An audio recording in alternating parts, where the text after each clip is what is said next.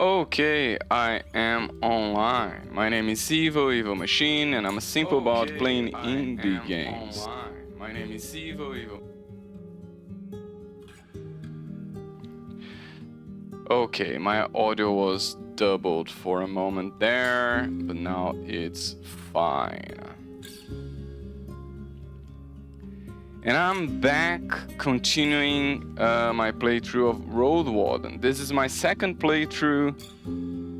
I played once, like more than a year ago, but I really liked this game and I only got like not a tragic end, but not a great end. So I wanted to play again to see if I could have a better run at it.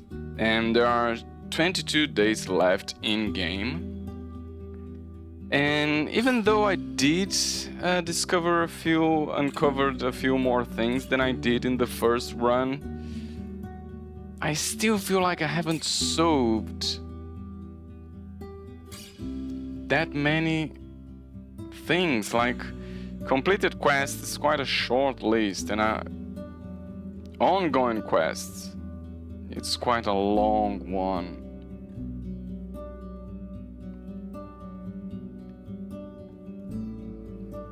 But I still got 22 days in game, so let's keep trying. Let's see.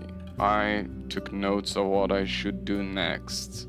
Deliver a message to Adosha and ask about cursed field in ruined village. Work in Gale Rocks to gain key. Okay. And creeks in the morning to check if we can clear the... Adosha also needs to be in the morning. She doesn't talk to me. Adosha is over here. If I'm late... And I'm all the way back here at Howler's Dell. I am gonna go up and stop at White Marshes because I have a tablet to return at White Marshes.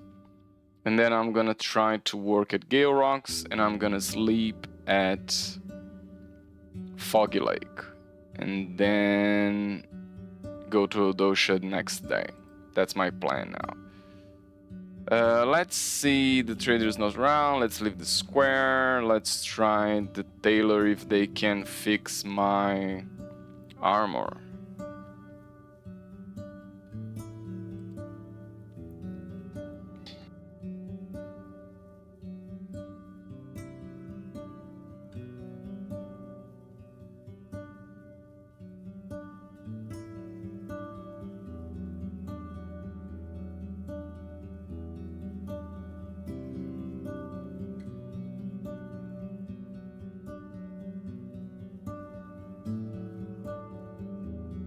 Okay, sorry for the long pause there.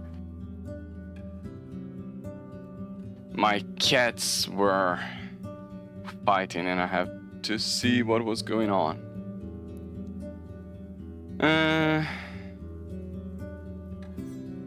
I show her the necklace I found at the hamlet. Let's see. She looks at it for only 2 breaths. Hey, in Gale Rocks, they do like their shells in fish. It is like when some people wear claws and tusks. She pushes it back to you. Maybe when it was still new, it was pretty.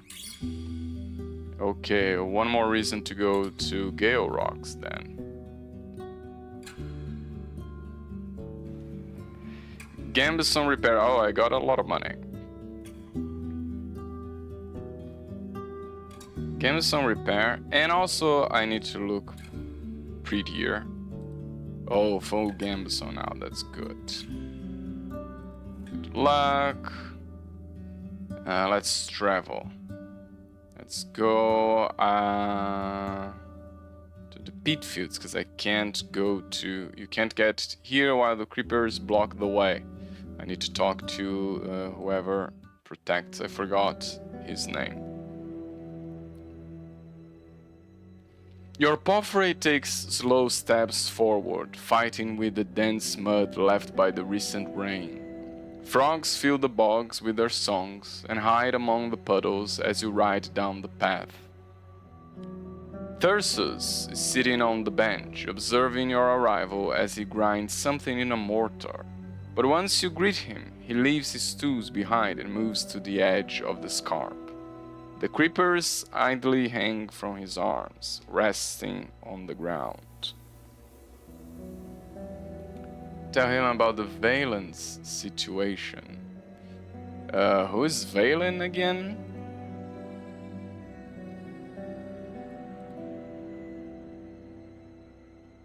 Who the hell is Valen?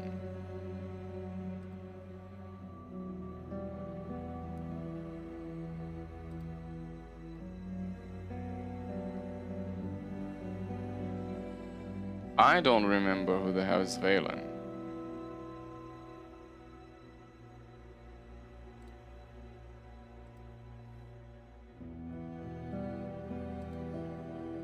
Oh, the ladder. That seems private.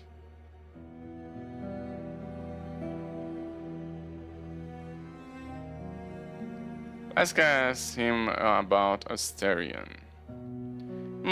He raises his chin. Know what? I may. His amulets rattle after his triumphant announcement.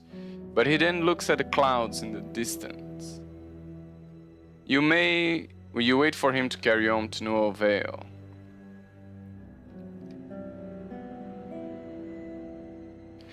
I am patient. I will wait.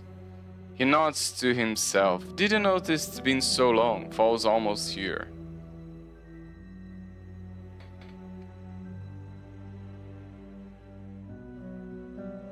What do you think of him? He stands with an open mouth as if he's not sure what you mean by that. I don't? Left me with a heavier pouch, but asked nosy questions. Like someone else I know. He gives you a telling look. Okay, he's not gonna tell me anything about Asterion. I need you to open the path to the White Marshes. Then you know what I need you to do. He smiles and reaches for his basket. Will a food ration be fine? Very fine. He licks his lips, and once he spots a piece of jerky among your gifts, he reaches for it right away, with a full mouth. He snaps his fingers and mutters something with satisfaction.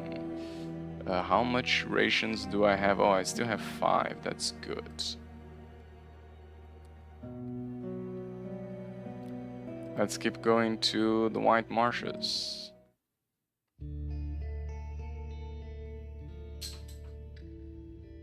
Return Valen's tablet. On your way to the village, you see a girl, no older than 15, walking around the tall purple grasses along with a few other youngsters. After she notices your arrival, she runs toward the road, waving to draw your attention. I stop. Can I help you? It takes her a few more moments to reach you. Her clothes are baggy, appropriately so for her age, but she's also rather scraggy for a laborer. She carries a slingshot and a simple backpack made of creepers and twigs, filled with green leaves, wild fruits, and a dead squirrel laying on the surface. After your question, she gives you a curious glance. Roadwarden? Parents told me.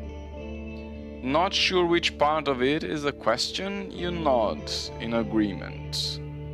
But what it is that one does really? Hunt bounties? I mostly patrol the roads and travel between villages. Some road wardens seek bounties, yes, but I do all sorts of things, whatever's needed.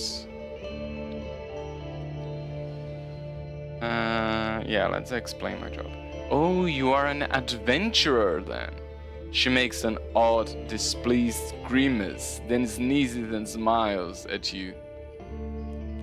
Not really. Adventurers are paid to do odd jobs that often don't follow the city laws, nor the local ones, unlike road wardens.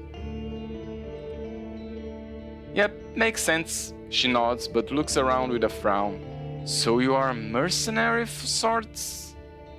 They do follow laws if the pay's right. Even less so, mercenaries follow the rules of the employers, but they get hired only as fighters, either as guards or one-time soldiers. They mostly learn how to fight other humans. This conversation's boring me, so I'm gonna just say, in a way, sure. Right? She meets your eyes proudly. Knows so what gets so far away from the city without bones waiting for them to do so. She purses her lips and runs back to the rest of her group. I ride through the gates.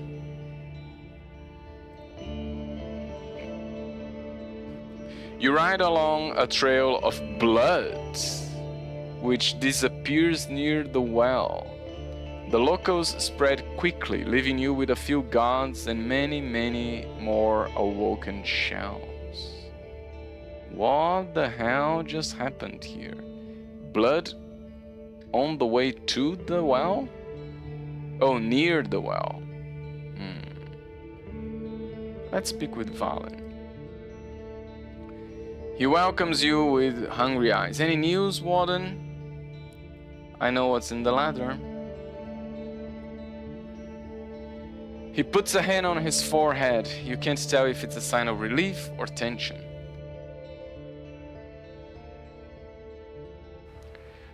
I'm not gonna lie to him, I'm gonna tell him exactly what's in the tablet. I repeat to him his husband's words.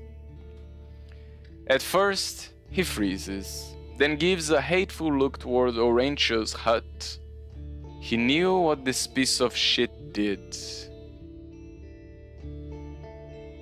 He growls. He always asks to be heard, only to spread lies. Why do I need to find a stranger to hear the truth for once in my life? What's going on here? His eyes get gentler once he looks at you, but you notice the tears in his eyes. His shaking hands offer you the reward. Now, about the tablet. Here you go. I don't want it. He steps away. You know what? Take this. He pulls out a bone stylus that perfectly matches the colors of the tablet. Together they will buy you a few meals at a trader's stall. Good luck, Warden. Okay, for a while. One of the undead workers drops a basket of foraged cranberries and leaves. Maybe because its shell is too weak, or maybe because it received a poorly phrased order. It then stays still, waiting for further instructions. You notice a skinny woman with a blue headscarf. She stares at your mount like a wolf at an elk.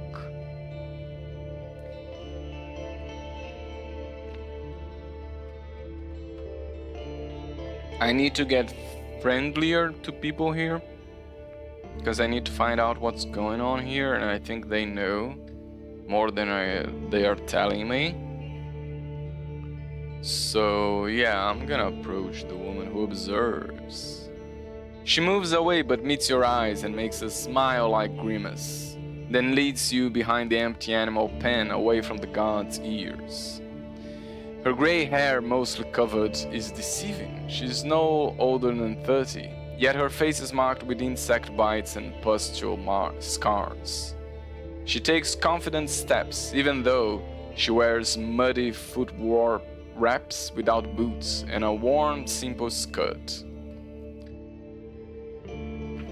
She squeezes the front of her scarf on her chest, shaping it into something like a short, hooded cloak. A warden, I heard. She answers your nod by pursing her lips. I need you to ride somewhere for me.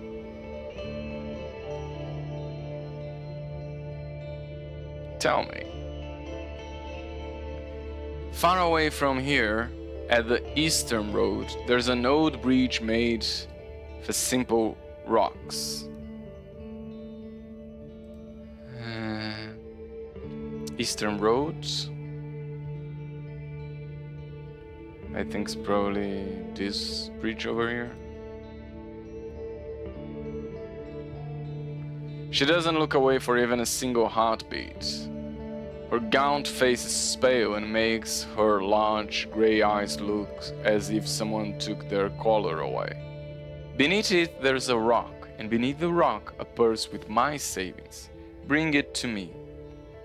Before you mention your reward, she starts to speak faster, giving the man at the gate a nervous glance. Half of what you find is yours. Bring me the rest. Yeah, I think I already found it.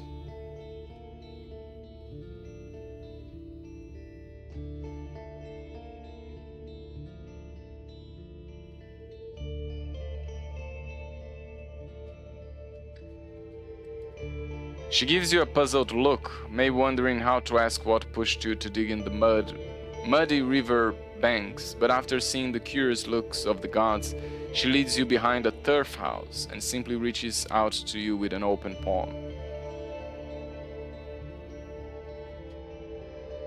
The pouch was torn and rotten. It was completely rotten, you are correct. Here, 10 dragon bones.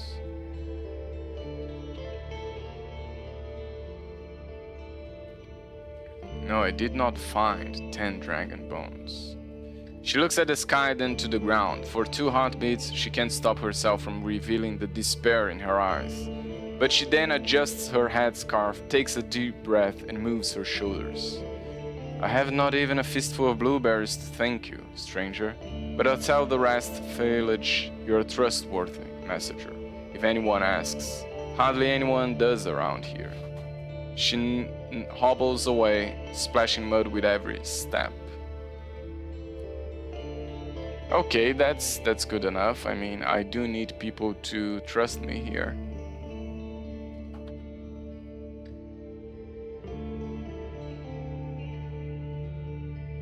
Return to my bundles. One of the undead workers drop. Yeah, I already read that description. I go to Helvius.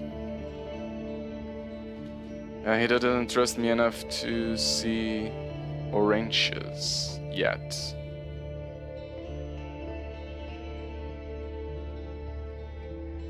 So if he doesn't trust me, definitely he won't.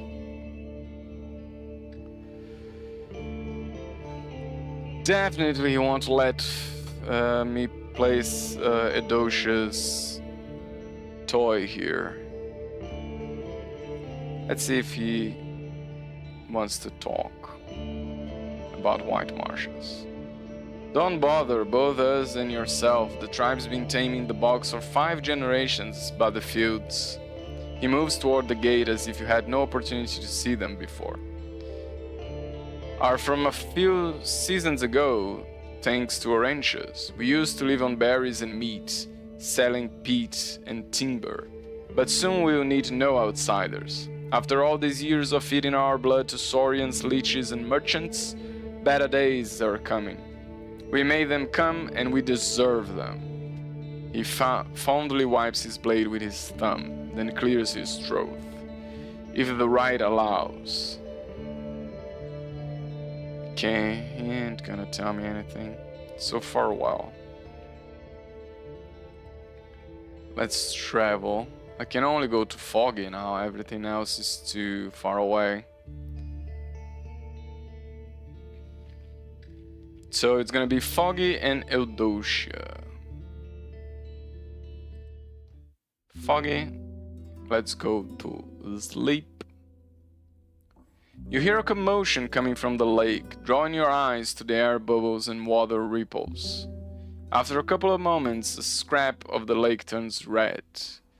There are new wares near the cot, either recently left there or prepared to be taken away.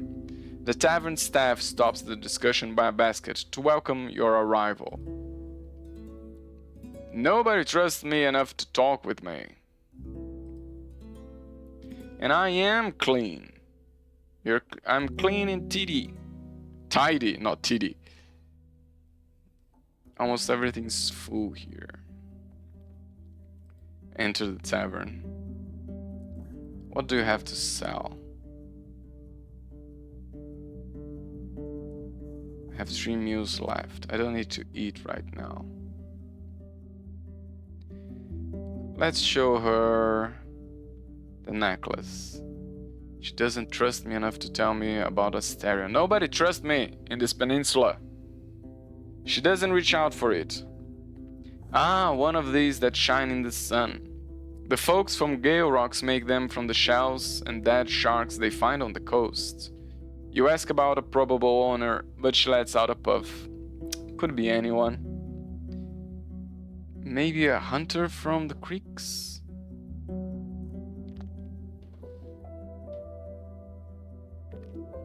Let's see, the next job. Hey, I've already prepared what I need you to take care of. She nods towards a wooden cask that's under the table. It's not larger than your stomach. It's a mighty fine strong cider. Brewed it myself. The folks at White Marshes paid for it many days ago. It was meant to be a wedding gift, but no soul came to pick it up. Take it to them, dear. I know it's heavy, and I bet you are not eager to go there, she chuckles. But 3 coins is going to be plenty fine for you. It's not that far from here. Just don't lose it at a trader's stall. She cracks her knuckles just by making a fist. It's not so valuable that you'd want to sell it behind my back. You ask who exactly is meant to receive the delivery. Oh no. Oh, okay, Helvius. That's not the one whose husband ran away. Okay. But she just waves her hand. Just ask for the mayor, Helvius. Helvius. Am I to bring it back? Why wouldn't they? She waves it off. But hey, let me know about it. I can sell it back for you, to you for a good price. Consider it done. Now let's go to sleep. This is a bad place to sleep. Because I get dirtier and hungrier when I do so.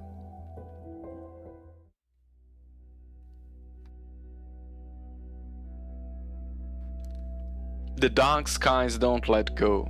It's yet another night of rainfall.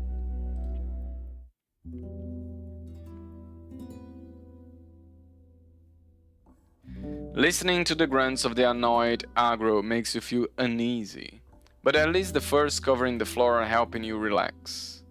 You don't even notice when it's already morning, and while the smell coming from the lower floor is not inviting, at least it's not you who has to take care of it.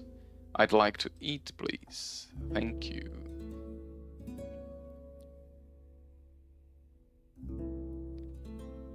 And that's time for me to go. And let's travel. How many hours? 4 hours.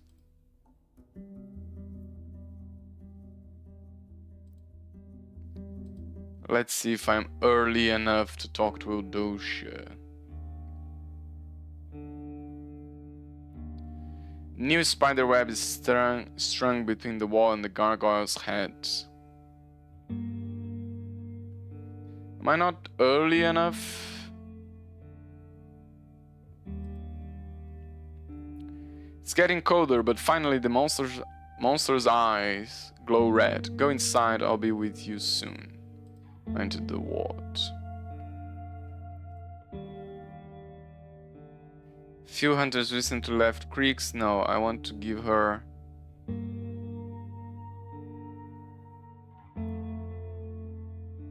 I bring news of your parents.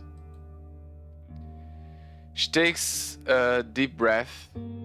Tell me. I'm afraid they didn't make it. She closes her eyes. Her voice becomes absent. Back to trade them. I'm going to lower the price of my spirit rocks for you by 2 dragons. I think that's fair. She opens her gray eyes and you notice the tears. Her voice is shaking. I need a moment. Definitely. I'll brush my horse. You use this hour to rest from riding. You exercise for a bit, practice combat stances with your axe, then brush aggro, which then gladly takes a nap. When Adosha leaves her house, she crouches by a bucket of water and washes her face. Once she straightens up and turns towards you, there's a shadow of a smile on her lips. I'm glad you stayed around, but I'll be fine. Is there aught I can do for you? Do you have anything interesting to sell? Well, I'm not a trader. I do the stuff people ask me about, and they are not for sale. She glances at the house, then toward the pocket at her hips. There's one tool that I'm willing to part with for 8 bones, but it's for spellcasters only. She reaches out to you. On her open palm, you see a flat, small pebble, bluish, but in no way unusual. You put it in your mouth and press it to your palate. No chewing, she smirks. If you're a sorcerer, it will restore your pneuma.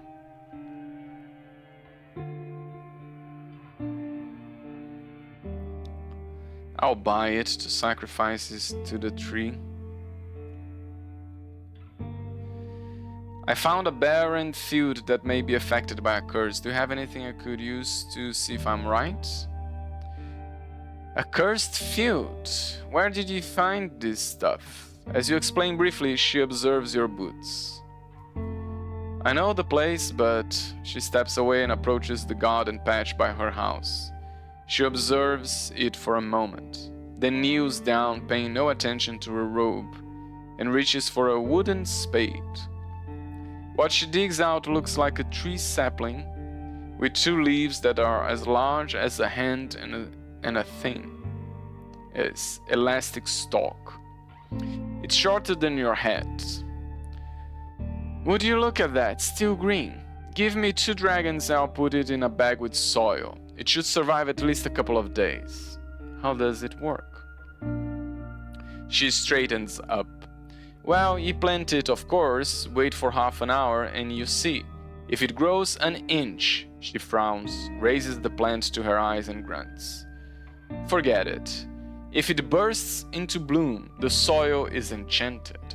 If it withers, it's cursed. Stays the same, no pneuma. She lowers it again. Just be careful when you do it. It loves fogs. Oh. So I can't do it at night.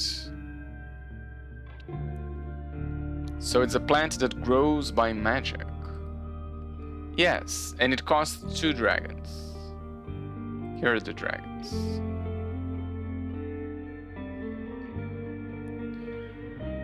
Since she's talkative,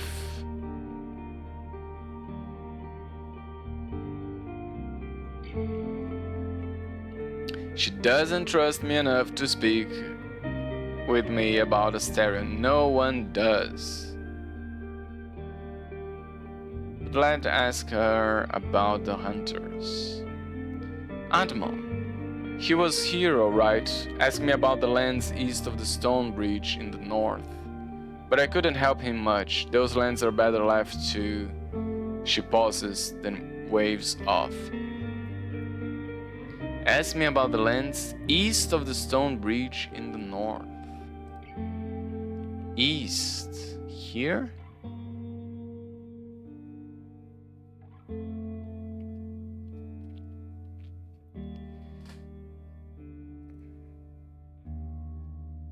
I can't get there before nightfall. Oh, I'm stuck here.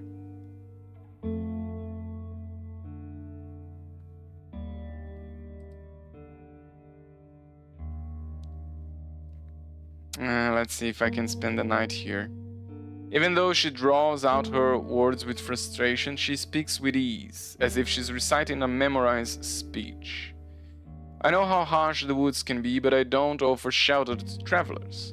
I don't want to look behind my own shoulder for hours, or use my golems to protect you. Travel north or south, look for a tavern or an inn. You'll find a safe hearth there. She blinks and crosses her arms. And we are both adults. Don't tell me I could bind you with a rope or take away your blades. The less I have to touch you, the better. Can sleep here, but there is still time to move to a safer spot. Can find the closest Yeah. What's the closest one? 4.5 hours. 4.5 hours.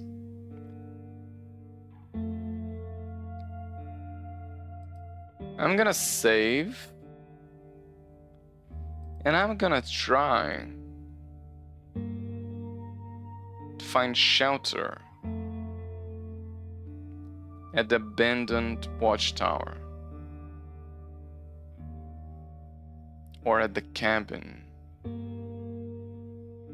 I will have to break the door here. Let's see if I can sleep at the cabin. The nearby flowers are crowded with humming bees. I enter the cabin. Oh, I can't seek shelter here.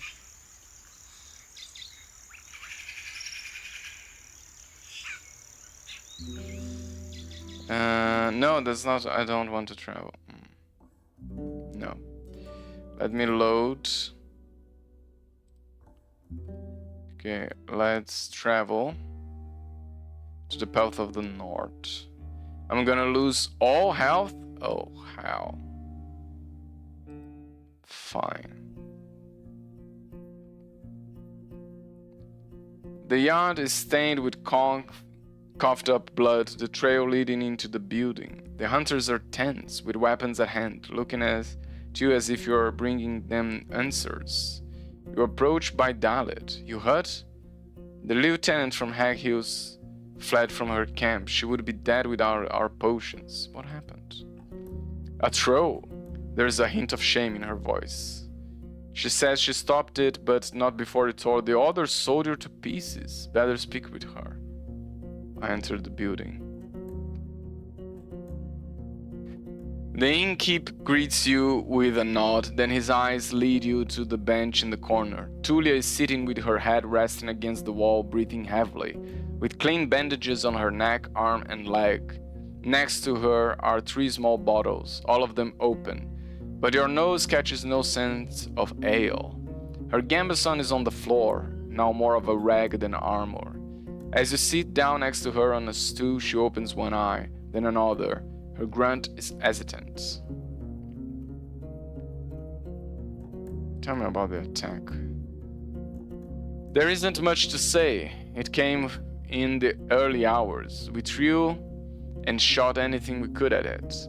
After it broke through the gate, I had one last arrow left. My subordinate, her voice is bitter, gave me time to aim, and now he's gone.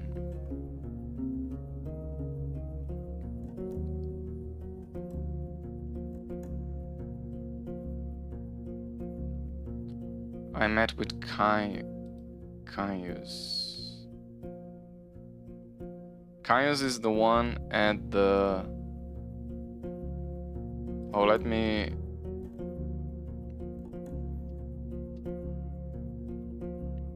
Deliver message to Eudosha was already done.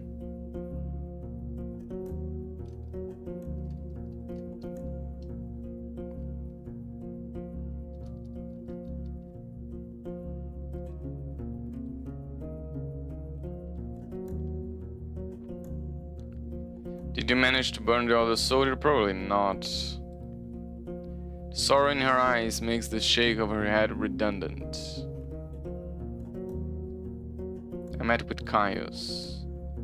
You mentioned the tavern and Fog is scared. Tulia sighs with relief and rests her hands on her sides. Alive, that's good to hear. Deserter or not, how's he doing? People around him try to put him to good use. You describe what you've seen, making her reach behind her head and take a deep breath. Guess I ought to be a bit less angry thinking about my squad, though that's quite a task, she chuckles. I'm so glad he found kindness in this land. I wish he didn't have to look for it, though. About your squad's mission. I can't really tell you. Let's just say it would be nice to have a reliable outpost somewhere nearby. A place where you can always find a group of fighters willing to protect you in the name of the law. She tilts her head back. Now if you have any other questions, I changed the topic.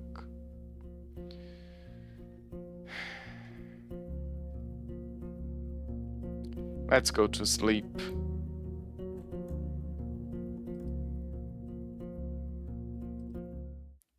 This low health is not good at all. The halfway point is behind you. In just 20 days you need to ride back to Hoflafen. Otherwise the roads will get too dangerous for a lone rider. Could also speak with Tulia. Maybe she'll be willing to head to the city earlier.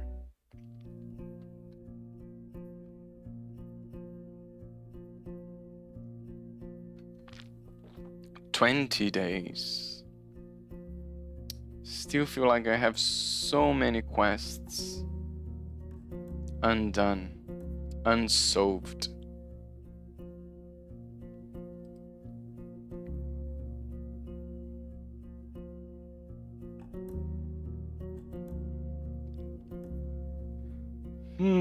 That's all I need. I'll go outside.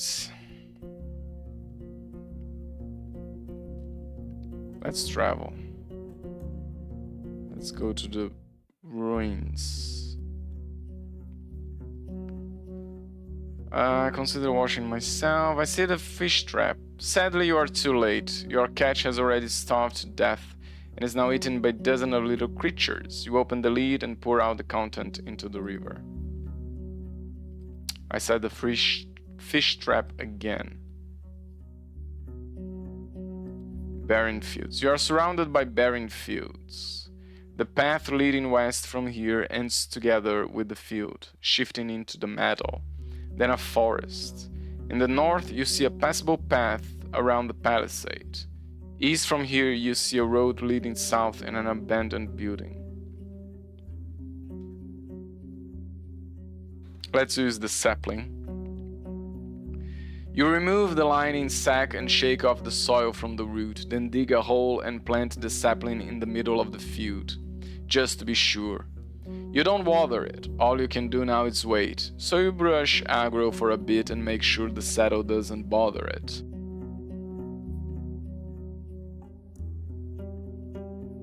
When you return, the plant is dark from sickness, dried up, withered. The field must have been corrupted, though seeing how there are already some plants growing from it, the spell is fading away. The curse is most likely as old as the last harvest. I go somewhere else. I travel. I stop by the necro tree. Let me check what's the thing. Not the tablet. Not the cave here. I had an item. Didn't I? Oh, here, spirit rock. I approach the altar, I make an offering. Oh wait, no. Spirit rock. As soon as you lay it on the stone slab, the pebble hisses for less than a single breath, then shatters into dozens of tiny rocks not much larger than grains of sand. The tree greets your offering with the sound of moving, stretching branches. How many more items do you need?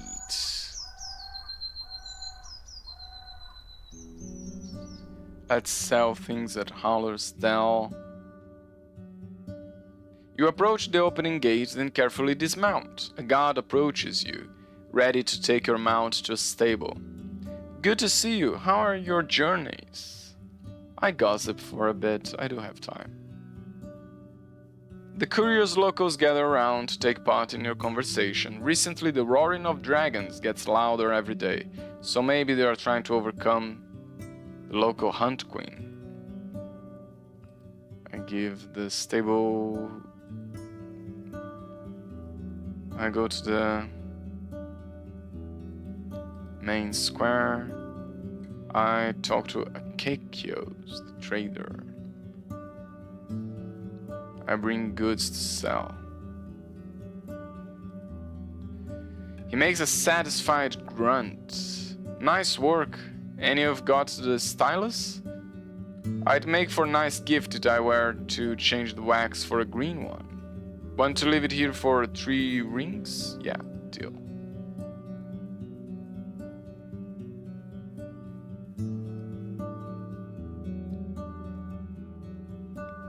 I think I already showed him the necklace. And I know it's from Gale Rocks, so... Let's... it's too early to go to sleep. Let's talk to the mayor. She's waiting for me to learn more about the raids in the north.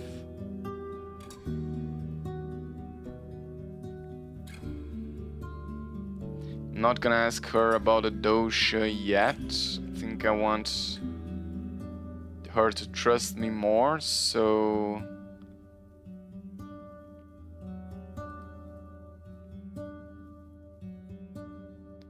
I'll just give her more news. With a smile, she gestures for you to go on. The soldiers who came here in spring were meant to find a good spot for a new outpost. No, I'm not gonna tell her that. Thank you for your time. I leave the square.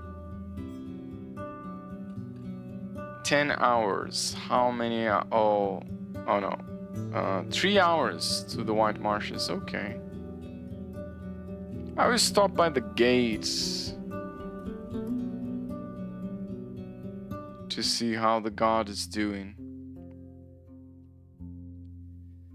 While the larger birds are singing from the trees, the sparrows are searching for berries and insects among the shrubs. Quintus is sitting on the ground, leaning against the wall with closed eyes, which he opens after you get closer. He greets you with a nod and adjusts his jacket.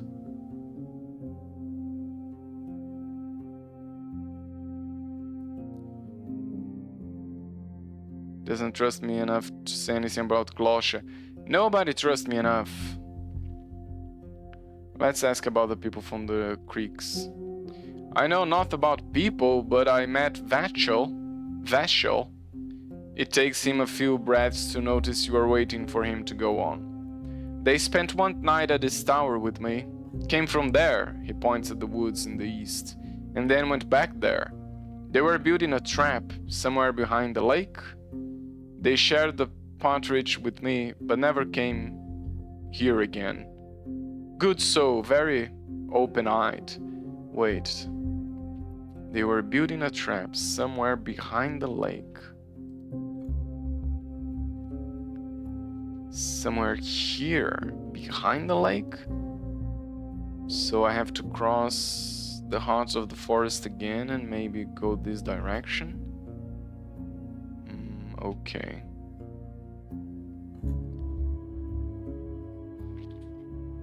Do you know about the dosha, the enchantress? I was wondering if you could place this in your tower for her.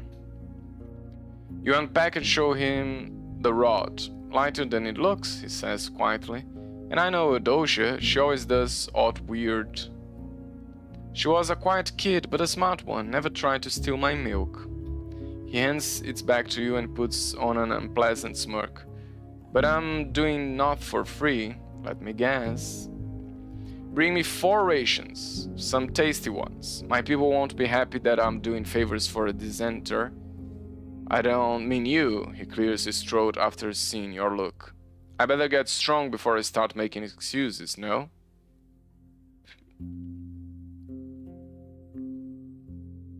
How many rations do I got? Yeah, I can give you 4 rations. His wide grin makes you think for a moment that he's going to swallow an entire package at once. Leave it to me. I'll shove it into a crack. With one of 2 cords, it will resist rain, frosts, and fogs. I think now I have all the rods, right?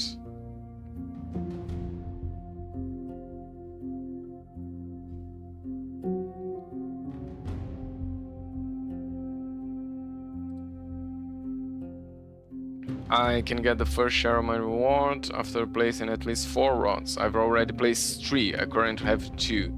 Okay, I've placed 1 in the creeks, 1 in the tunnel, 1 in the gate. 1 needs to be in White Marshes. That will take a while. I think Vashel died somewhere at the heart of the woods. Shit, he starts, but then nods with acceptance. Too bad, I'd rather have more strong hunters around. Why are you afraid of Glosia? Wouldn't, I can't talk about her. His shoulders slump, making him look like a wounded troll. I've got to look after the gate for her, or she'll hurt someone important to me. She learns I'm telling stories about her. I'm dead too.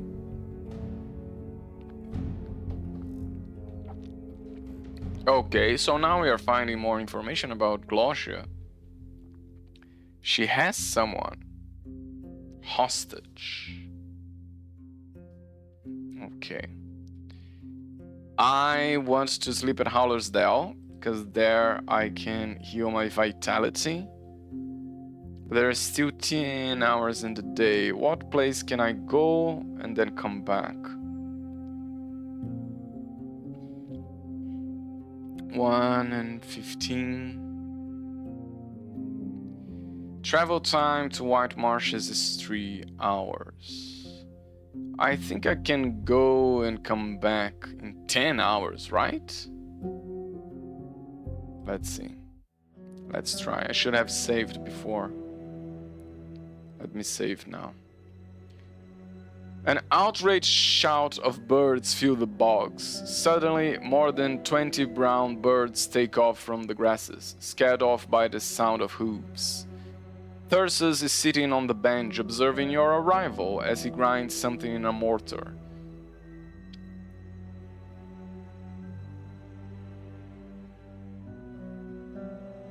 Need you to open for the wheel oration, food be fine. And now let's travel to the White Marshes, sell, and then go back to Howler's Dell. I have 6 hours. How many hours to Howler's Dell? 3 hours. Okay, got it.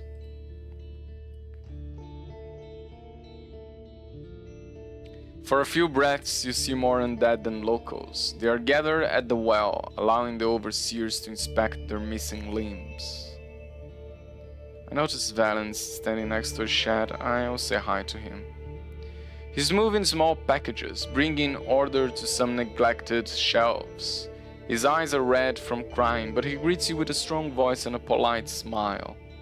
This time he's wearing a decent blue tunic. Back with us, Evo.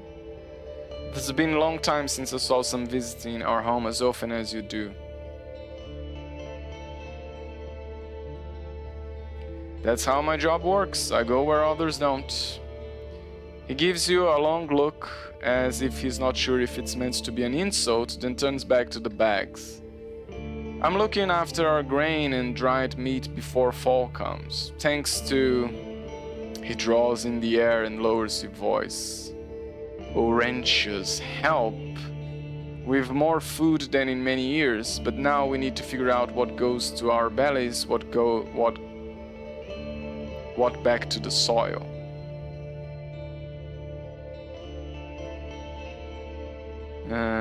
I have nothing to sell to them. But they buy white plants. Oh, they buy the fish. Okay.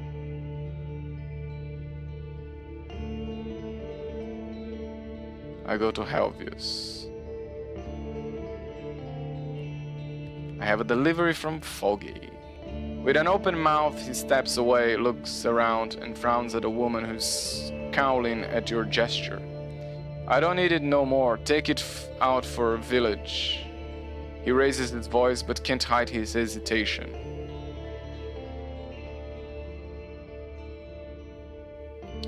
You're not getting your dragons back. I wouldn't ask. The path from Foggy's is long. Take it back to her or drink it yourself for all I care.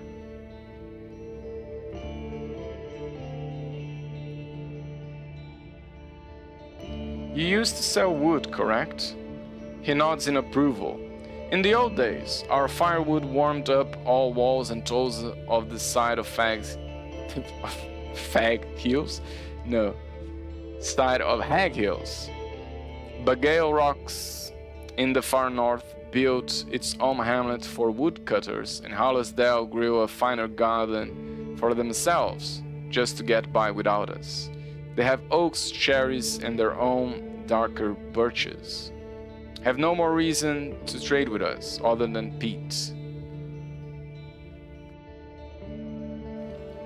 You glance at the buildings. While they are indeed new, most settlements in the province would view them as crude and cramped.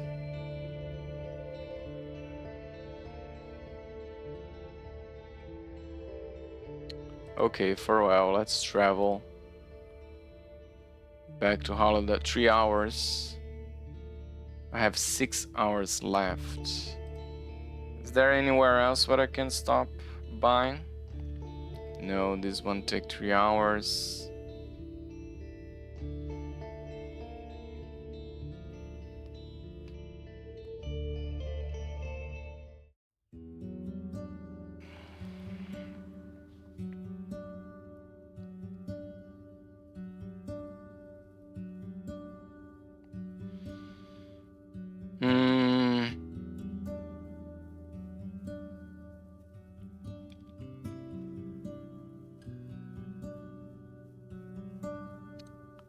I'm just gonna go to sleep. I'm running out of money.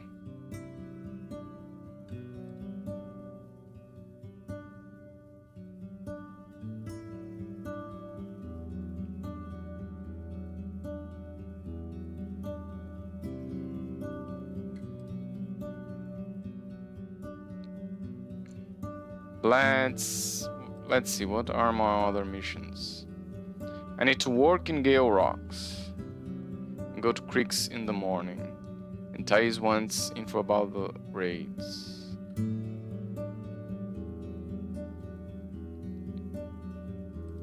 Okay, I already delivered the translated tablet to the marshes. And Thyrsus is not talking with me about Asterion yet.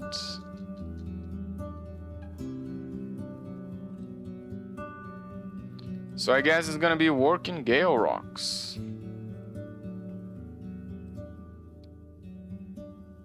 Five hours to Gale Rocks, and then I can sleep at Foggy's, because I have to return her caskets.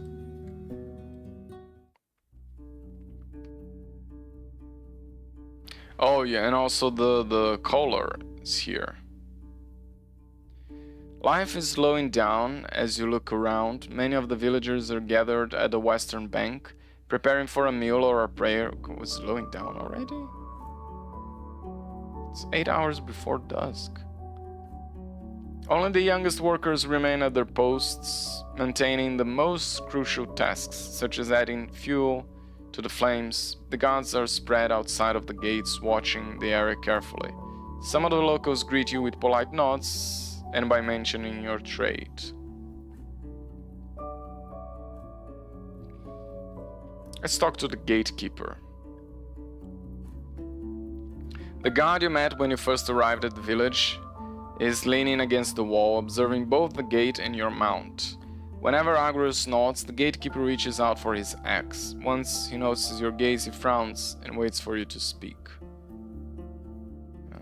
Let's talk to the digger.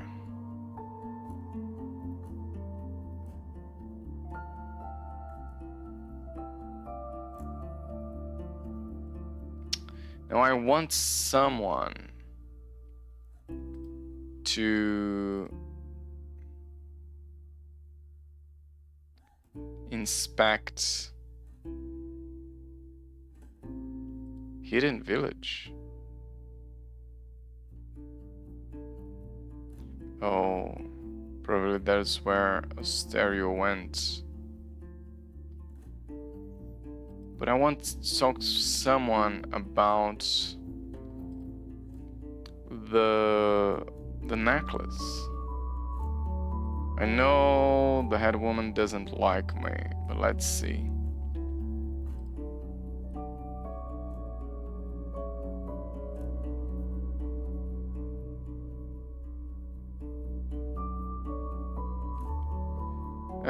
Do Did the village face any struggles with the bandits? She looks at her god, then around her. Have you noticed where we are? We are safe enough to fight a dragon. And if there are any bandits in our woods, they eat nothing bearing timbers and worms. Whenever we trade, we send groups of 10, 20 souls strong. Souls strong. Enough to push away a few footpads.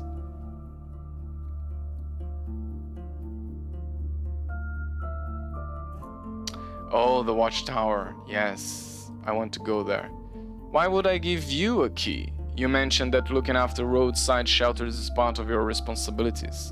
She and the performed guard exchange looks, and once he confirms that they have a few spare keys at hand, she asks her granddaughter to fetch one. Soon, a cold iron object not much larger than her finger is placed in your hand. I trust you with it because I've heard good things about you, I have, adds Severina. But don't expect me to give you another one if you lose it. Thanks, finally I got the key to that tower. I heard something about the tribe of the Green Mountain. Did you now? Then find someone who holds them in little regard, for we promised to keep them safe from guests we did. She pauses, glancing at her blade. Especially the armed seat folk, I hope you understand.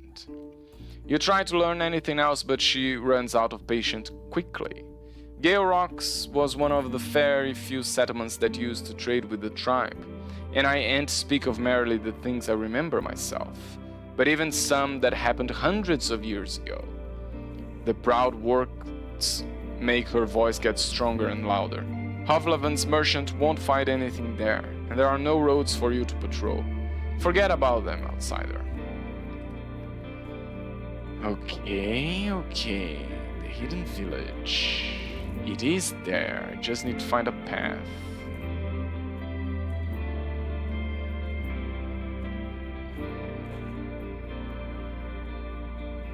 Could still do some work for you. She runs her eyes over you, then glances at the god in front of her.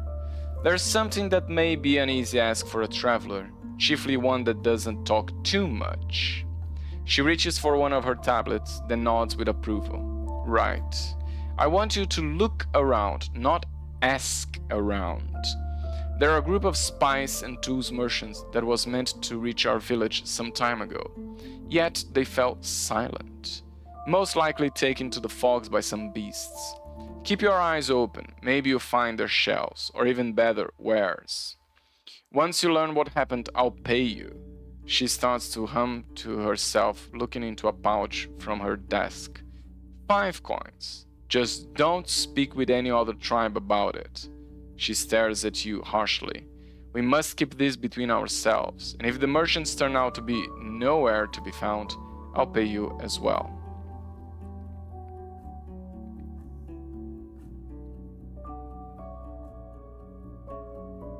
I found an abandoned wagon on the Easter path. You describe your findings, but she's hesitant to trust you. Right.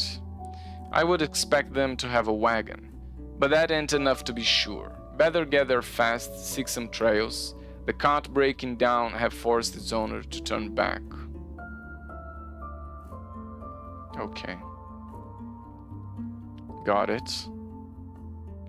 For a while. Now I have a key for that tower. Now I have a key for this tower. I should investigate the cart again before clearing it.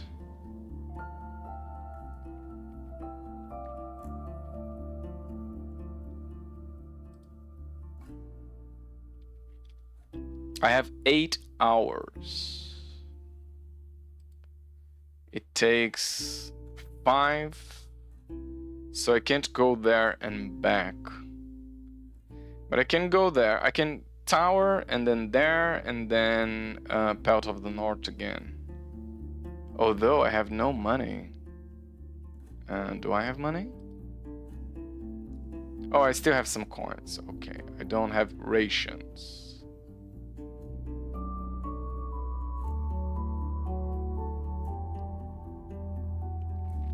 I can sell one of my axes. So yeah, let's travel to the tower.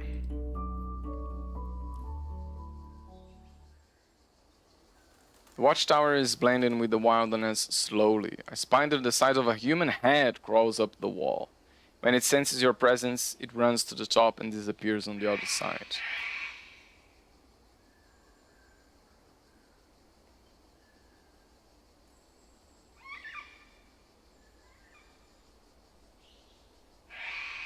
I spent an hour foraging. Agro grazes at the fence while you cross the short meadows, seeking edible leaves of fennel, sorrel, and lettuce that hide in the shadows of spruce trees, forcing you to get on your knees and push the branches away. After some time, with needles in your hood and sleeves, you carry the vegetables to the gate, washing them with your water skin and spreading them on a blanket, allowing them to dry up. As you pick the very few remaining pears and berries, you notice a white tree hollow. You take a look inside and find a stash of acorns and chestnuts, but also hazelnuts and walnuts.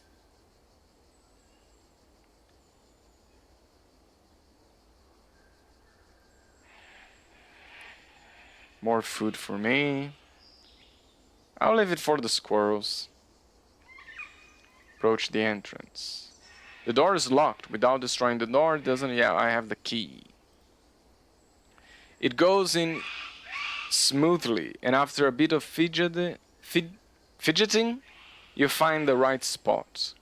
You hear the heavy mechanism giving in to your will, followed by the cracking of rusty hinges. An empty table stands in the middle of a large, round room filled with dusty furniture. Without the open door, you struggle to see anything. I wait to make sure there's nothing trying to jump on me. The first thing you notice is that the room isn't high, and just like the windows suggested, there's the second floor above it. The scent sparks an image of a cellar, humid, but without much mustiness. Tree stumps used as stools surround the table in the center, now covered in dust. The shelves are empty, with no tools left behind, and you see a couple of dishes laying in various spots, empty, sticky. The bugs are crawling both on the furniture and near the walls, spiders, roaches, worms. You think about taking a look into one of the casks, but the smell coming from it makes you change your plans. Instead, you climb up the ladder. The view there isn't much different. The floor is covered with pieces of trash, dirty furniture, and sleeping pallets, which are moist, smelly, and full of wriggling and chirping creatures.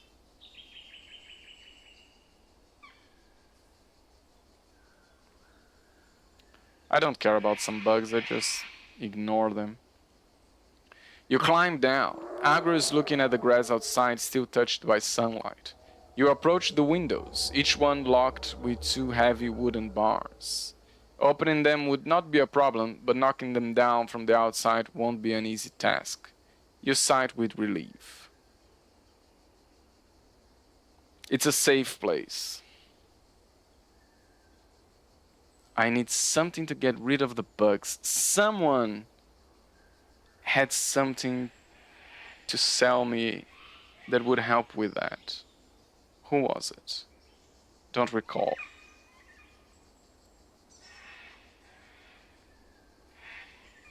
But following the clue from Old Pagos, I look for anything that Asterion could have left behind. You start to move around all sorts of furniture, light and heavy. Among various pieces of garbage that you have to push aside, you find something unusual in the space between one of the pallets and the wall. An old molding wax tablet.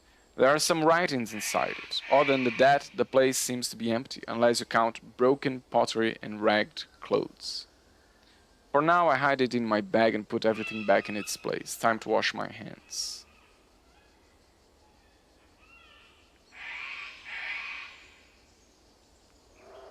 I go outside. I travel. How many hours left in the day I have? I have 3 hours exactly. So I can go to Belt of the North. and rest there.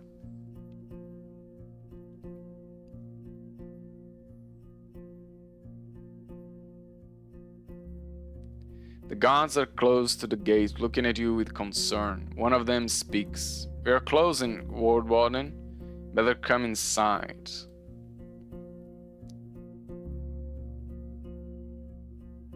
Sitting beneath an open window, 3 guards are arguing about something, but they ease the tension with friendly banter. The innkeeper is leaning on the counter, dividing a small pile of dragon bones. Tulia is observing her sparse hair in the mirror, or rather, the back of a plate. How's my inventory look? I need rations for sure.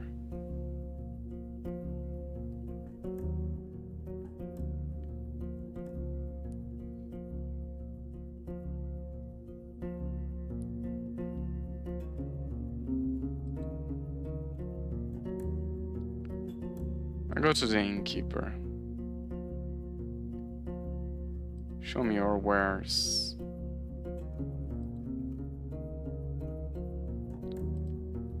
Bought 3 food rations. Okay, that's good. What else? I think I can sell one of my axes.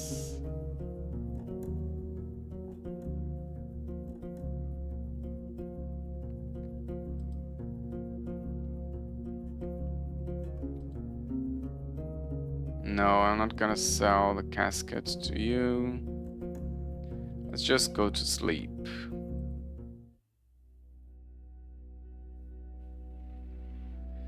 The shivers wake you up. You hear the hunters leaving the building.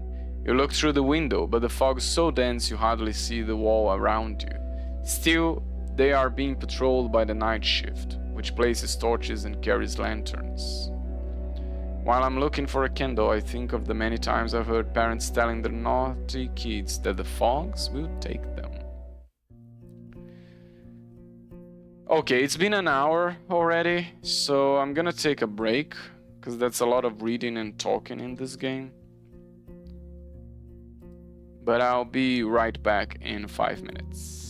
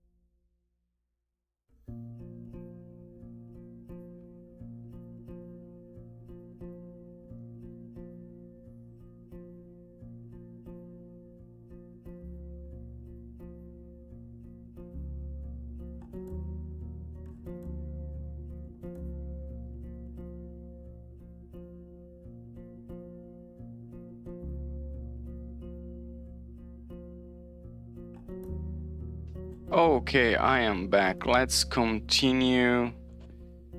Already forgot what I was doing. I already gained the key at Gale Rocks. Oh yeah, I forgot that I wanted to inspect. Okay.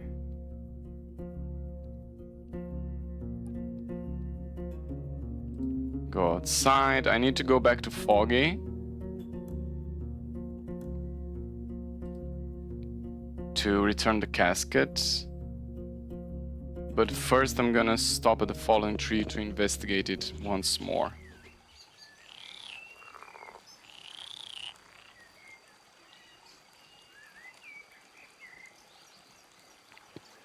I have second thoughts about the investigation. Take another look at the surrounding area. You walk deeper into the wilderness, searching through the shrubs and trees. You don't find any side steps nor remains of a camp or a hamlet. First game trail you find has been used exclusively by animals. The tracks. In the trampled grass, you find two sets of tracks to follow. There are no hoof prints. The first set is near the destroyed wagon.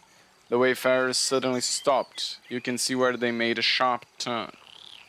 The second trail is close to the tree stump. Most of the marks were left by flat sheep boots, not suitable for long walks. But someone was wearing hard, wide heels distorting the ground.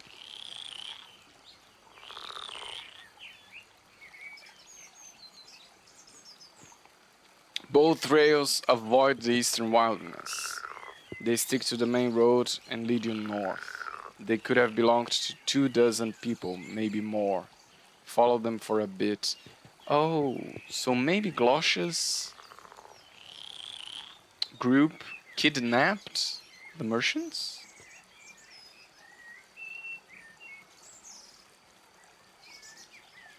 Approach the river again. It would only take 2 steps to disappear into the deep water. The rocky banks smell fresh and is filled with the sound of frogs, insects and birds. It's not a good spot to quench your thirst. The beds of long kelp pulled by the flow of the river are crowded with fish and four-legged creatures that you don't even recognize. You keep an eye on the land. There's no carcass in sight and no sign of shells that would be left nearby.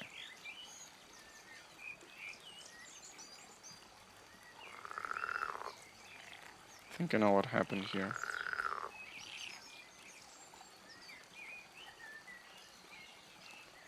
I think it was cut down for an ambush.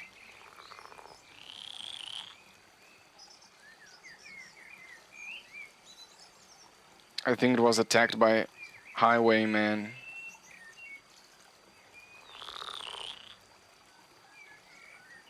Some valuable merchandise.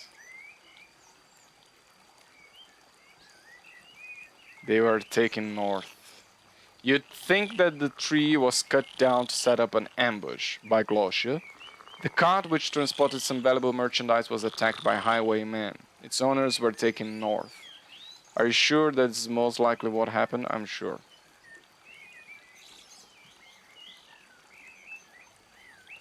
Sure, not, but...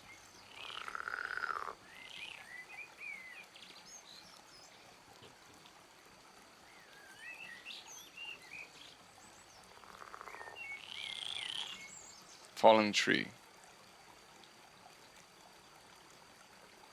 Okay. Let's keep traveling.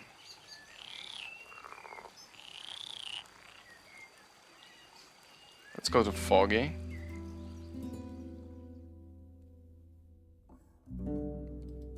Forgers, they still don't trust me.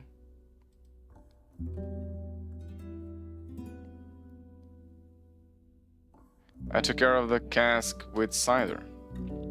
She pats your back with her huge hand and leads you toward the 3 coins lying on the table. And what happened to it, dear? They don't need hot drinks anymore. You can tell your men to unpack the barrel.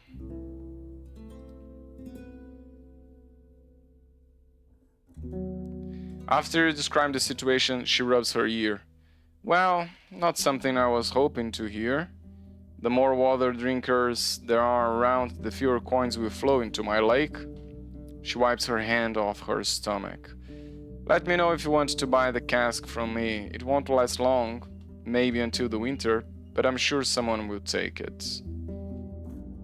Someone? No. Someone is selling things to deal with bugs, but I don't remember who it was.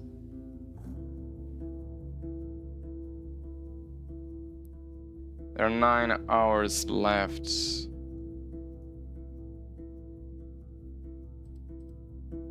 Foragers still don't trust me. Let's see how things are at the creeks.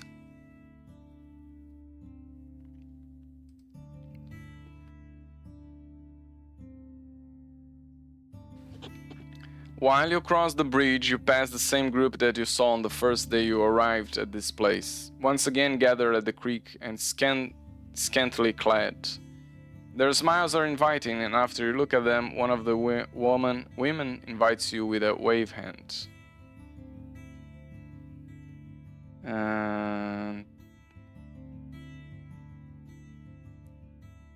I don't think I talked with the farmer yet, so let's try that. You follow the path between the fields, witnessing a one-sided conversation between old Hava and a barely adult man. She orders him around, pointing at various plants, criticizing the sight of weeds, and addressing the fancy clothes he's wearing. He observes his red-dyed boots and lets out a relieved sigh after arrival. I better change, he mumbles, heading to the main square.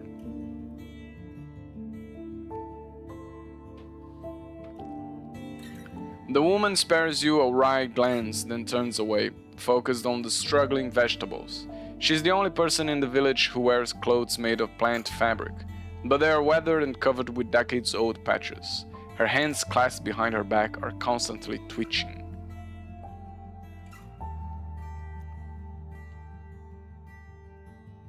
What do you have for sale? Don't test my patience.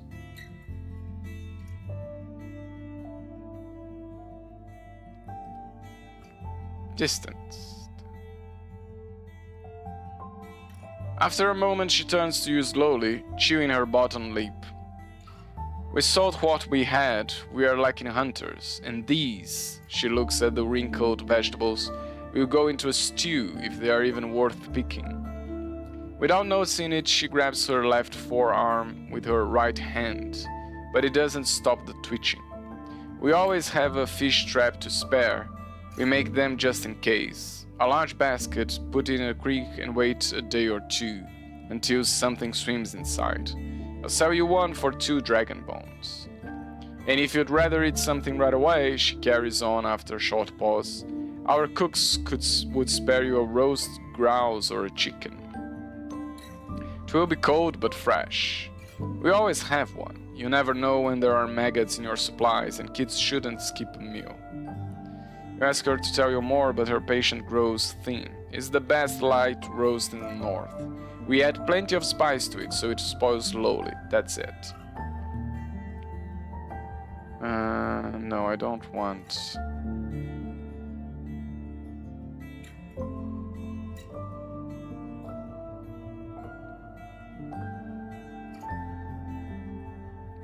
I don't expect merchants to reach this place. Why don't you move your traps to Foggies? What's it to you? She doesn't wait for a response. Does her yard look like it has space for nets? Okay, for a while. Let's talk with Ephraim.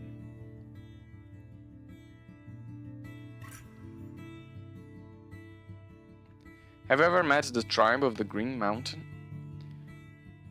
He leans away, gives you a surprised look, but then shrugs so nonchalantly that his hat falls off his back. Nah, they use the old speech. It sounds like a drinking song of a seagull. He scoffs at his own joke. They only talked to our elders, like Foggy, he whispers. Hey, though, don't call her that. There was the time when they gave us seeds and spears on a visit, and we also brought them gifts to ask for something. What was it? After he prays for a bit, you changed the topic. Okay, about the hunters.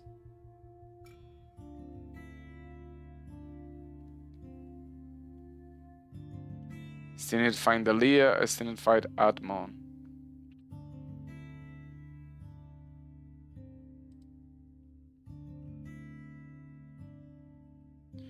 Okay, Vashel was in the hut, the forest.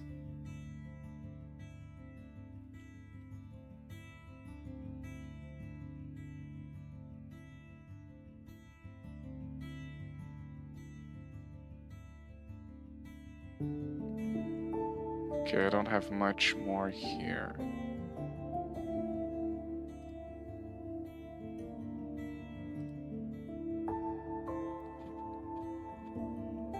Okay, let's see if the carpenter has something new about me to tell me. About the eastern path. The brook font leading to the heart of the forest. Woods won't support wagons and carts.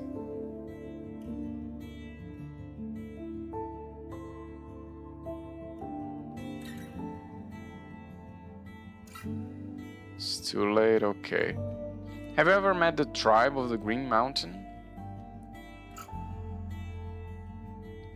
A chisel falls out of his hand. When he reaches for it, he looks around, making sure there's no one around. Not really. When I was a kid, I saw the older tribesfolk speaking with them. In the old speech, I think. They aren't around anymore, but I've heard we owe them a lot. Okay, see you later.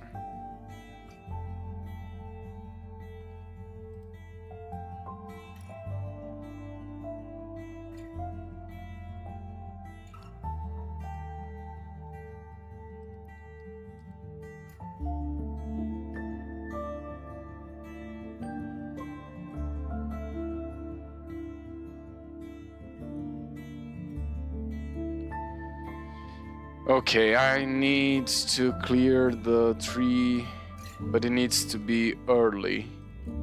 So I'm gonna sleep. How many hours do I have?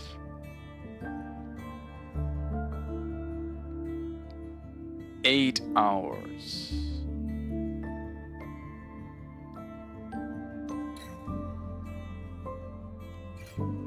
I don't like sleeping at Foggy's, but it's the closest one I get.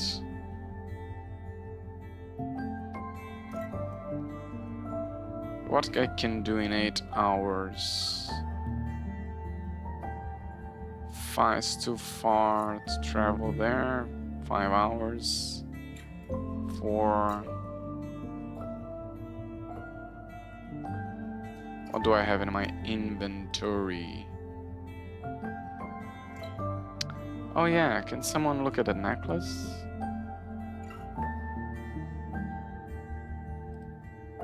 Let's see. No. Okay, nobody. Nobody can look at that necklace. Let's try Gale Rocks. Let's see if somebody there can look at the necklace, because I think the necklace is from there. The digger. No.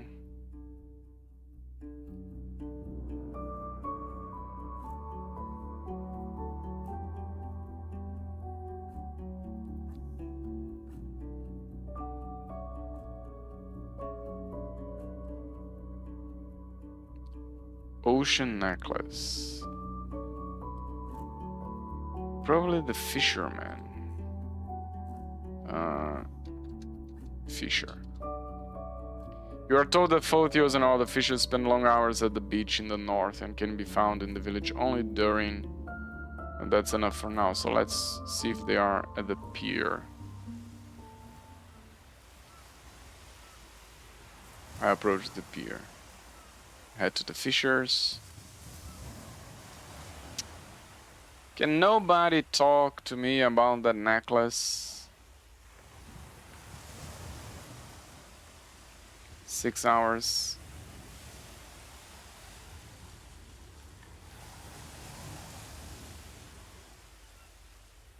I don't want to go too far away.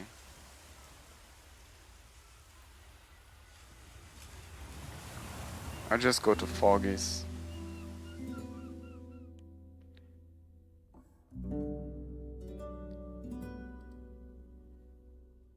Foragers, you don't trust me.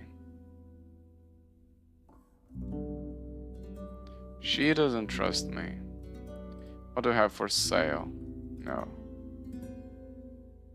Have some things I'm willing to part with.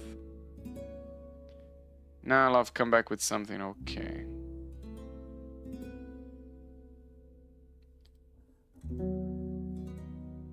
I will wait till evening, and then I'll sleep.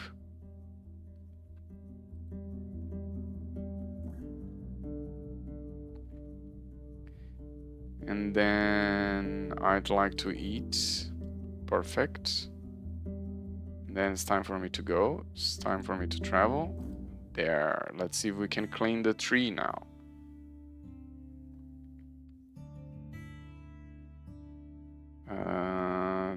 The carpenter.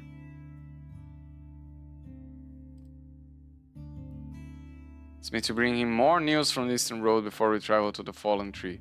More news?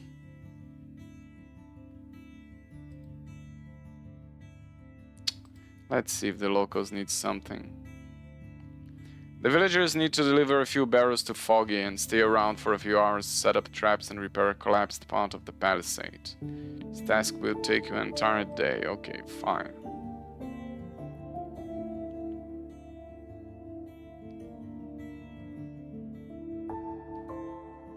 Oh.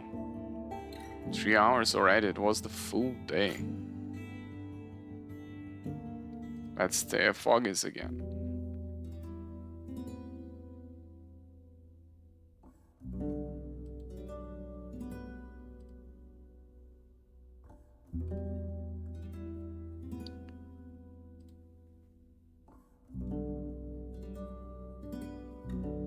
Okay, I need to clean myself.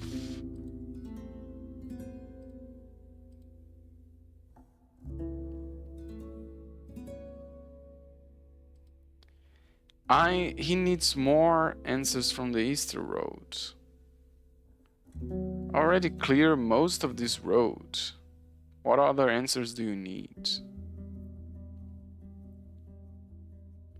Also, who had the things for the bugs? Was it Hollersdale? Let's go to Hollersdale, because maybe I can sell my axe there.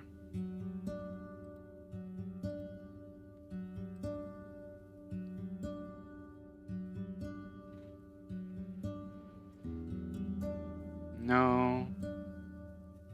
Main square. The trader. It wasn't you. What's the other trader then?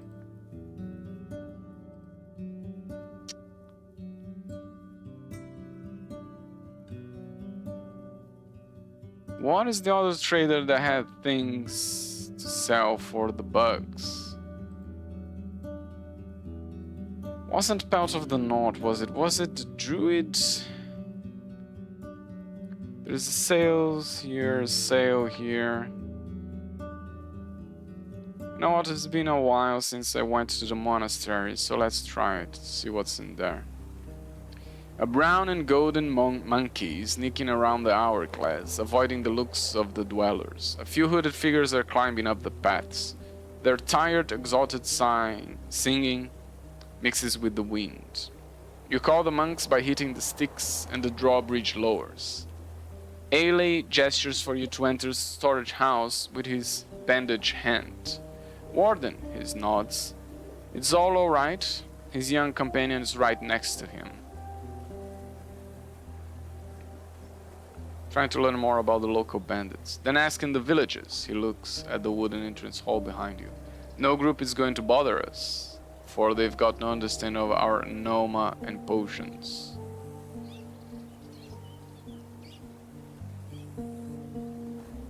Oh, could you read this? He tells you to wash it in nearby bucket and put it on the ground. As you step away, he moves closer and picks it up, then wipes it with his robe. He has to keep the leathers close to his face. Sloppy signs, shapes are not consistent, lacks experience. The stylus was too large. He observes the contents patiently. Then washes your possession again and puts it on the ground, keeping his distance. These are notes on oars, boats, and a volcano, but such babbling would take the original scribe to read, someone who understands the code. There's one name here, Navika. It suits a fisher or a sail, or Navika.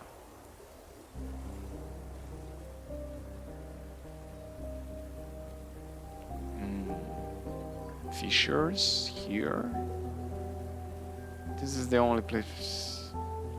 Have I met someone called Navika? Don't think I did.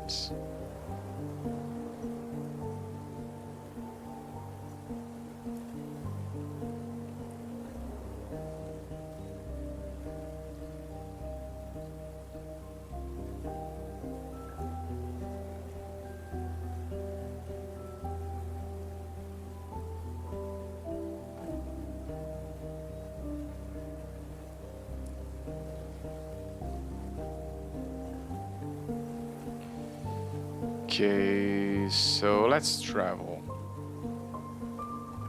Let's check if I have fish that I can sell. See the fish. Sadly, you are too late again. Oh no. Washing myself in the river. Okay, I'm a little bit cleaner.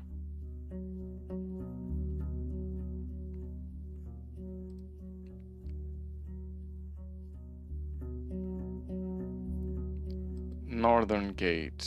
I look into the well. Go somewhere else. I'm kind of lost. I can't clear the falling tree yet. I don't have more information about the raids. People aren't talking to me. And I need somewhere... the thing to clear the bugs. Who was selling things to clear bugs? Was it the druid? Let's try again.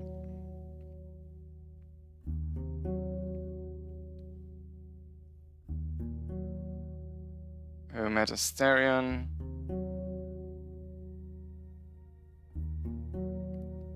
The druids. I'm looking for a job. Looking for a job.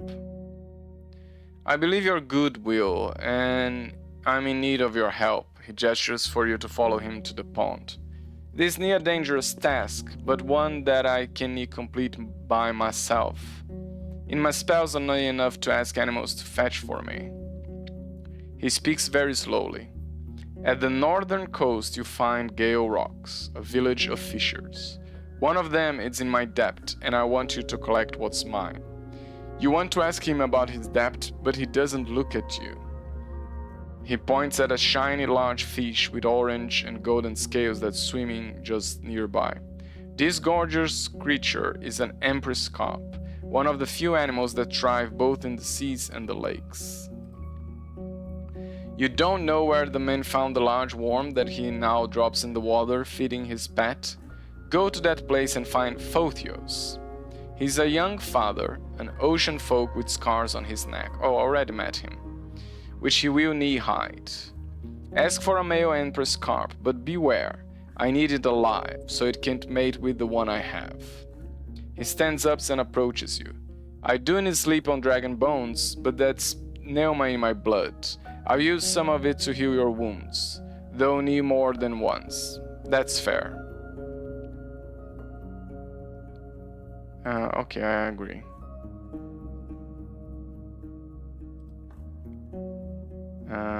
Let's sleep at Howler's Dell again. And then go to Gale Rocks in the morning.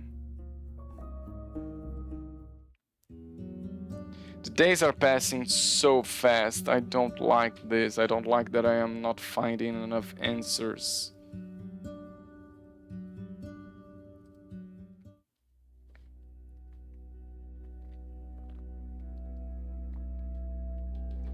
The rains once again hit the ground, interrupting your sleep. I'm gonna go to Gale Rocks right away.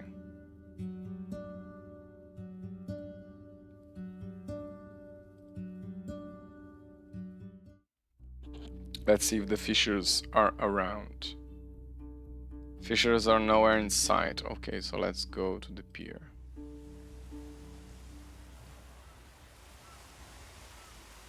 Approach the pier, I head to the fishers. I was sent here by an old druid from the south. He claims that you owe him a male empress carp. What? I owe nothing to that old fool. I can have it here tomorrow, if you want, but better have a coin with you. I need to ask someone to look for it with a net. That will take hours. Tomorrow. Now let's see, I'm already here, so let's work. He gives you a long look. You know what, outsider? There's something you could do for me. You can't really ruin it by trying. I need you to help my daughter, Phoebe. Phoebe. Phoebe? I'm gonna pronounce it Phoebe. Seeing your look, he raises his hands. Don't worry, she's fine. Merely spellless. For generations, my family used pneuma to lure fish and hold our breaths. But no matter how much she practices, she can't cast even the tiniest spell. There's nothing wrong with her soul, he pauses, and his voice grows pained. She's my only child, and I seek no new wife. I want her to have the choice to do whatever she wants, and it breaks me to think she won't have a way to follow in my footsteps. Oh no, I gave the spirit rock away. Damn it. His eyes are absent. A few years ago, our traders were at the home of this weird enchantress by the Eastern Road. I don't know her name. She lives close to the old watchtower. You can't miss it. If she's alive, yes, she is. She may still have these weird rocks, spirit rocks, I think. They help weakened mages. Buy one, bring it here. Maybe eating some pneuma would help Phoebe again.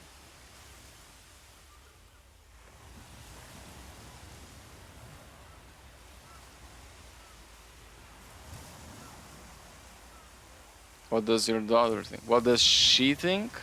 He looks at you as if you're mad, then glances at the nearby fishers. She'd be heartbroken to realize she's spellless. I won't tell her unless I have no other way. She's merely a child. I'm doing what's best for her. Forgot to mention my payment. I'm not a drifter. I don't hoard any savings. We gather everything in the keep we do. A spirit rock should cost about 10 coins. Oh, do I have that? No, I don't. Since it's quite a journey from here, I'm ready to pay almost everything I've got. 15.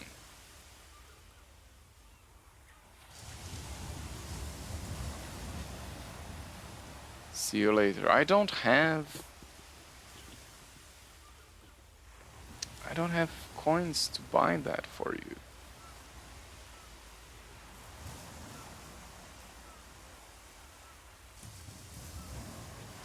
I need to do more work.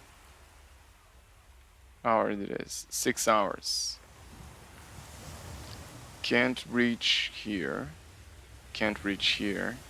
I'm gonna have to sleep at Foggy's.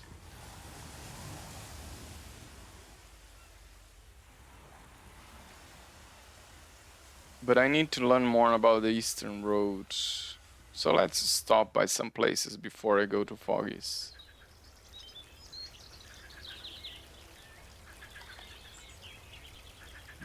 there's nothing here.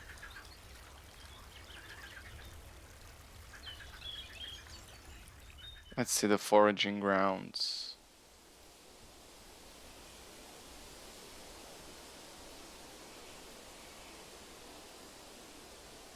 There's 2 hours left.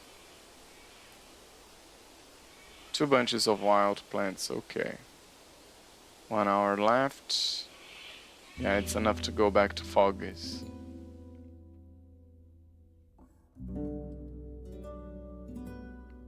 I need to buy something.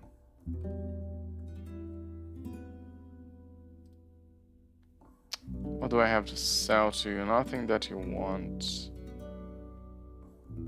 Don't you want to buy my axe?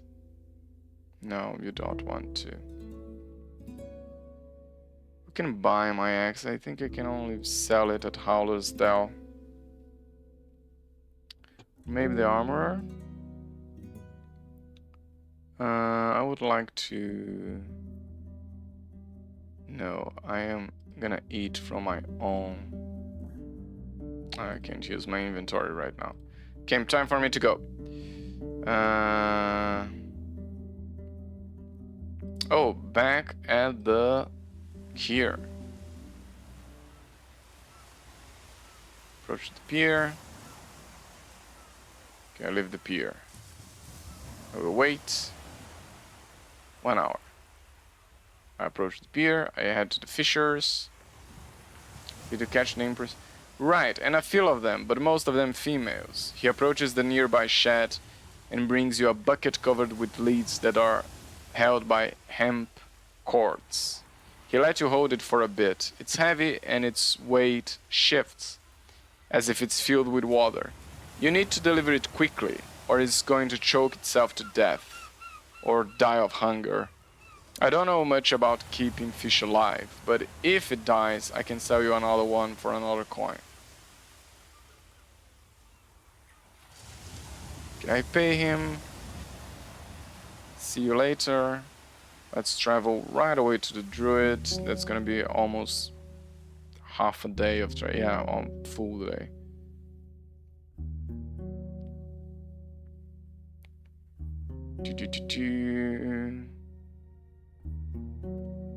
I bought what you asked for. He looks inside the bucket quickly, then gives you a big smile. Now I'm in your debt, traveler. Let me know if you need a healing touch. Closes the bucket again and put it on the bench. I'm going to Howler's Dell. How many hours I have? 4 hours. Oh, let's check the fish trap first. To look for warns again, but at least stealing the lead takes on... Oh, forgot to set it up the last time, but now it's set it up. I gossip for a bit, I entered the village.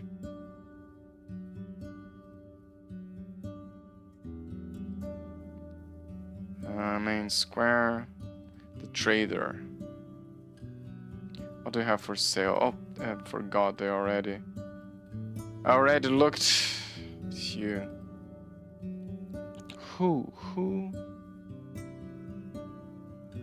was selling things to do with bugs? Was it Pelt of the North?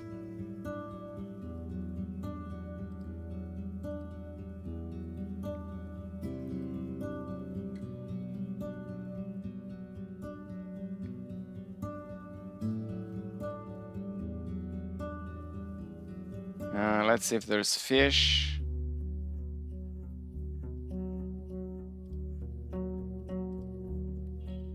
Let's see if it was Pelt of the North that was selling things to do with bugs. Oh, I head to the armor. No, they're not. Enter the innkeeper. Food rations, elk fur. No.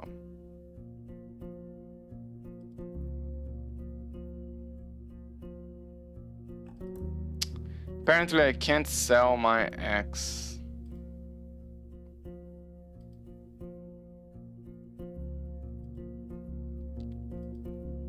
I feel like there are 13 days left and I feel like I'm walking in circles.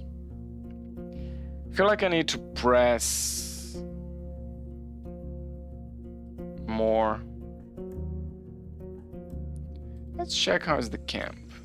The road's covered with paw prints. From time to time you spot blood stains, spit out by someone with deep wounds. The black carry.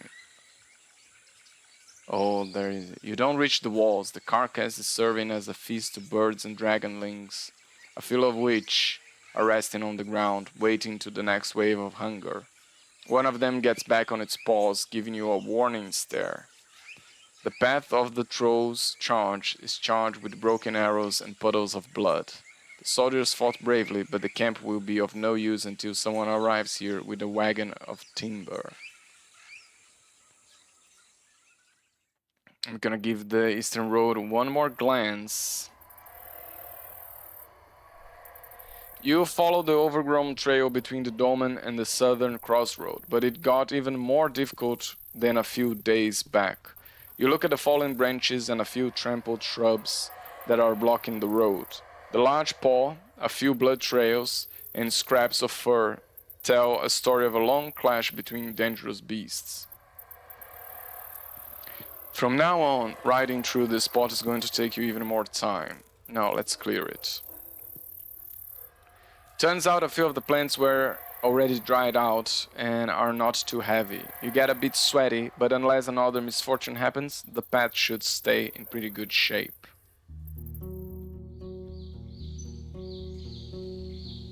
There's nothing for me to do here. Fallen tree I already investigated. Let's see the watchtower. I'm going back to the creeks and I'm gonna press the carpenter for more answers.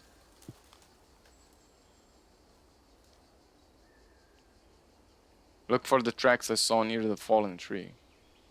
The tracks lead here, through the narrow gate, then west. West? Oh, the camp. Gloscia's camp is over here.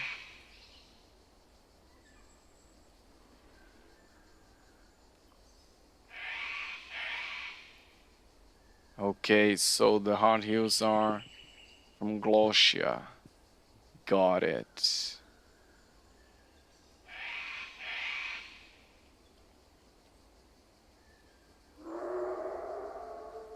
How many hours do I have?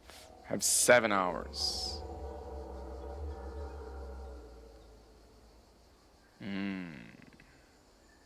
How healthy am I? Okay. I'm gonna try to go a little bit deeper into the heart of the forest. 3 hares cross the road so quickly you barely notice them. Soon after they disappear in the shrubs, a large spotted cat shows up trying to catch up with them. Spares you only a glance. Search for the tracks I found. The hard hills can't be mistaken, and the travelers didn't mask their steps. They passed the rocks from both sides, heading deeper into the forest. Travel to the gate in the west. I return to the cairn in the middle of the forest.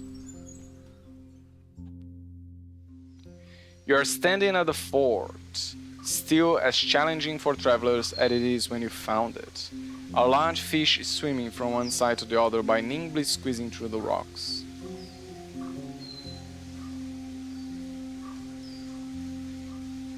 For now, I ignore it. You are near the same part of the forest where you encountered the corpse-eating beast. The rocky hills are green with colorful flowers and the lively buzzing of insects. You seek any threats hidden in the tall grass. You notice a single soul standing on a distant rock ledge. They call you with a gesture. Oh, quick save for sure. Actually, let's do a save.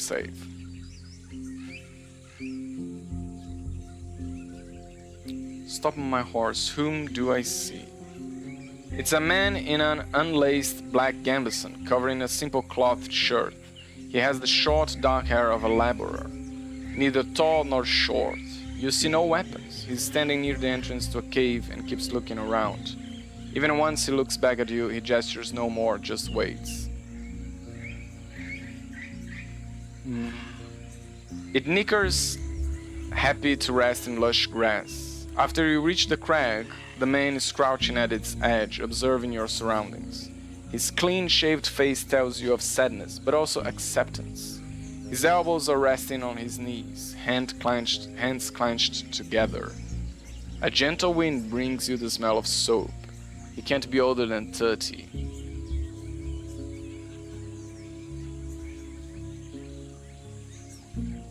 I observe him. The man frowns at your stare, but doesn't return it. He has a symmetrical, handsome face, healthily tanned skin free of scars or blotches, the blue eyes of a sage, and a muscular figure. In Hovlavan, he would be a perfect recruit for a group of actors. He could play an emperor or a hero from Wright's tablets, or a commander, or an evil rich merchant. Finally, he scoffs. I've seen you before, I did. His words are close to a whisper. To your left, there is indeed a good view of the lone tree. You clashed with the furless wolf. Cheers for doing that. There are too many hands in the north to plow land and pick berries, but there are never too many fighters. The man speaks slowly. His voice is thoughtful, contemptuous, and a bit taunting. And don't worry about the corpse. I torched it soon after you left. Maybe next time I could try to help. And what are you doing here? Planning, mostly. Catching birds, resting. Beasts have nothing to look for in this cave. It's small. His tone shifts to a more casual one. Right. Tell me, stranger. You know of a place where I could spend a few nights? He strengthens up and for the first time looks you in the eye.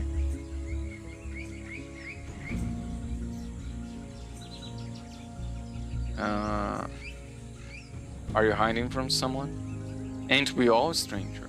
He looks around, mostly wolves and dragonlings. I know of a shelter where you could stay. I'm all ears, he leans forward. How about a chapel in the south? It's a solid domen.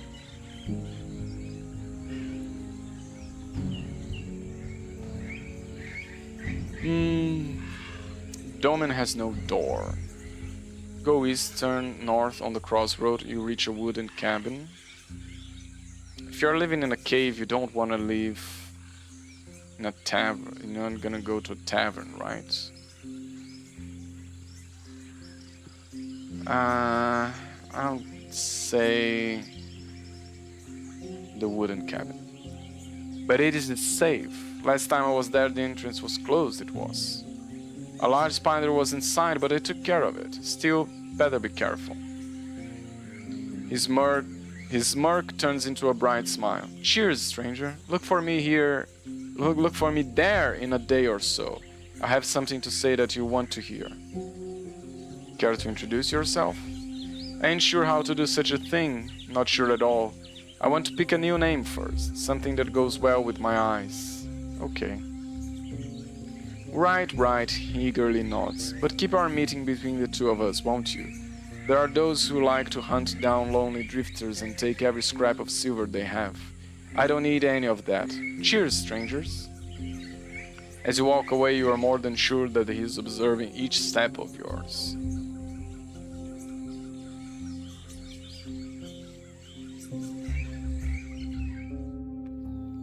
Okay.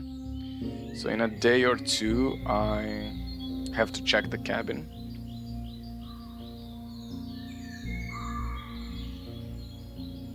I look for the track that I found at the fallen tree.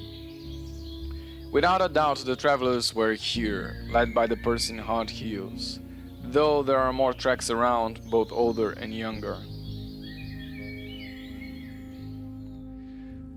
They soon turn north into an old game trail, wide enough for your mount to enter the thicket. Where am I now? Oh, I'm here, the middle of the forest. After a few minutes and with little effort, you reach an even wider trail. You get back in the saddle and ride uphill, following a convenient rocky trail, covered in sunlight, cleared of plants. Once you get to the top, you look around. From here, you get a good view of the heart of the woods, and spot the smoke coming from the villages, far in the distance. The further path ends at a ravine. You look over the edge at the gentle brook far below. The hole is too wide to be crossed with a jump, even for aggro. You narrow your eyes. On the other side is a simple bridge made of logs and ropes, now rolled up and resting by a green shrub. I make a grappling hook, even though it may take a time. I try to walk around.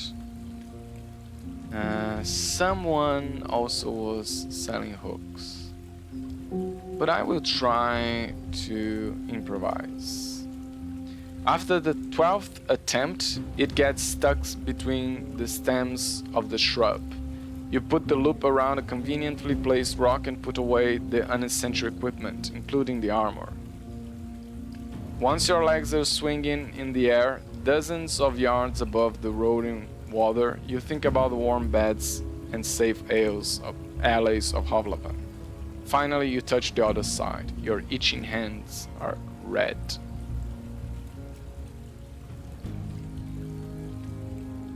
The trail is canopied by overhanging trees, and so narrow that your mount would struggle to turn around. Staying on foot, you grab the lead rope and follow the corridor carved in the lush thickets. Soon after the path widens a bit, you notice a shell larger than your own torso. Its 8 legs are as long as you are tall, clinging to a tree that's on your way.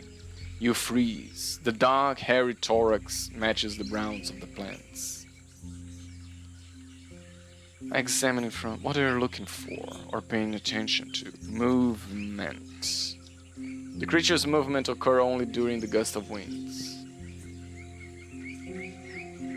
Ropes? I either don't understand. I look for something else. Perhaps?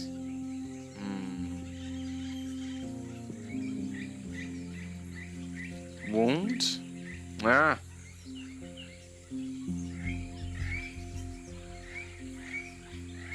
Path? Plants are pruned, you see hardly any grass, and there are even fruit prints.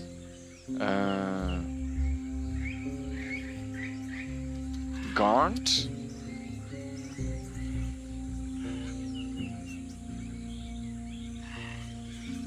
Spider? It's large enough to hunt for humans. Its 8 legs are as long as you are tall, clinging to a tree on your way. The dark, hairy thorax. Tree?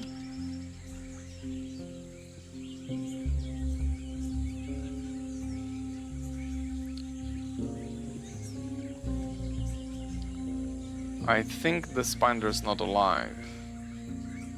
But how do I pay attention to? I already tried movement. Eyes seem to never move. Legs? You stare at the beast's legs, but they hardly ever move. At everything, all of them tremble at once.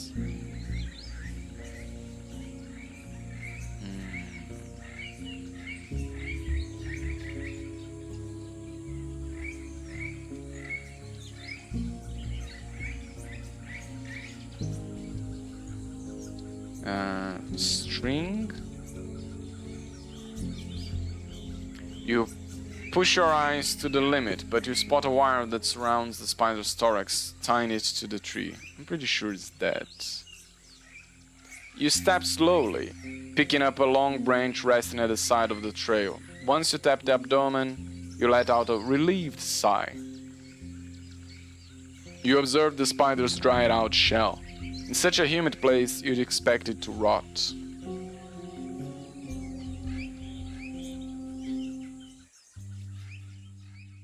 I found Glossia hideout, didn't I? The path is beaten, yet your mount has to step over branches, large rocks, and even animal bones. While the trees aren't pruned, they grow sparse enough for you to have a good view of your surroundings. A pile of rotting logs, the remains of food, and even a broken wagon rests at the feet of the crag. You look up, the palisade has a massive gap in it, which now serves as a vantage point for a person you can't see clearly. They're holding an arrow on their strung bow, and while they aren't aiming at you, they'd have enough time to shoot you before you go out of the saddle.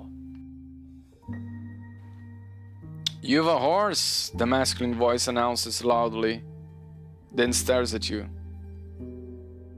"Thought a mad deer was running, I did. Almost shot it in the nose." Another pause. "Who?" I shout back. "Evo, a Roadwarden." The archer crouches, as if watching you from the 2 feet closer is going to make a difference. He shouts, but more so towards someone behind the wall. "Wait, another Roadwarden? Are you all a family of suiciders or something?" "Head up, but I've my eyes on you, I do." The hamlet could be a generation old, and while the freshly beaten paths, spread thrash, and newly fallen trees and gathered rocks make it clear that the dwellers are still altering their surroundings, the woods around you are filled with wildfire crowding in the tree crowns, grasses, and trunks. A boar flees up the path, keeping its eye on you as it turns. A dragonling is drinking from the pond you just rode by. There are a few people gathered at the gate, and more of them approach you from behind. You count 8 of them in total, with only one female face among them. All are younger than 40, with weapons at their sides or in their hands. Simple flails, 2-handed axes on long hafts, maces, spears, throwing clubs. Equipment so heavy and unwieldy that you can't be sure if it's meant to threaten you or to get through the skin of nearby monsters, if necessary. Some of those who came through the open gate have bare chests, displaying their scars and bandages, but the others are wearing heavy jackets and look nothing like pure farmers seeking shelter for a night. They observe your mount in silence, together with the curious rooks sitting on the top of the wall. It's been another hour already, and I feel like this is the Glosha's place.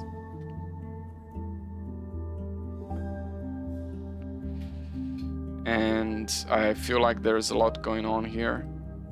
So I'm gonna make another break. 5-minute breaks before I continue. Be right back.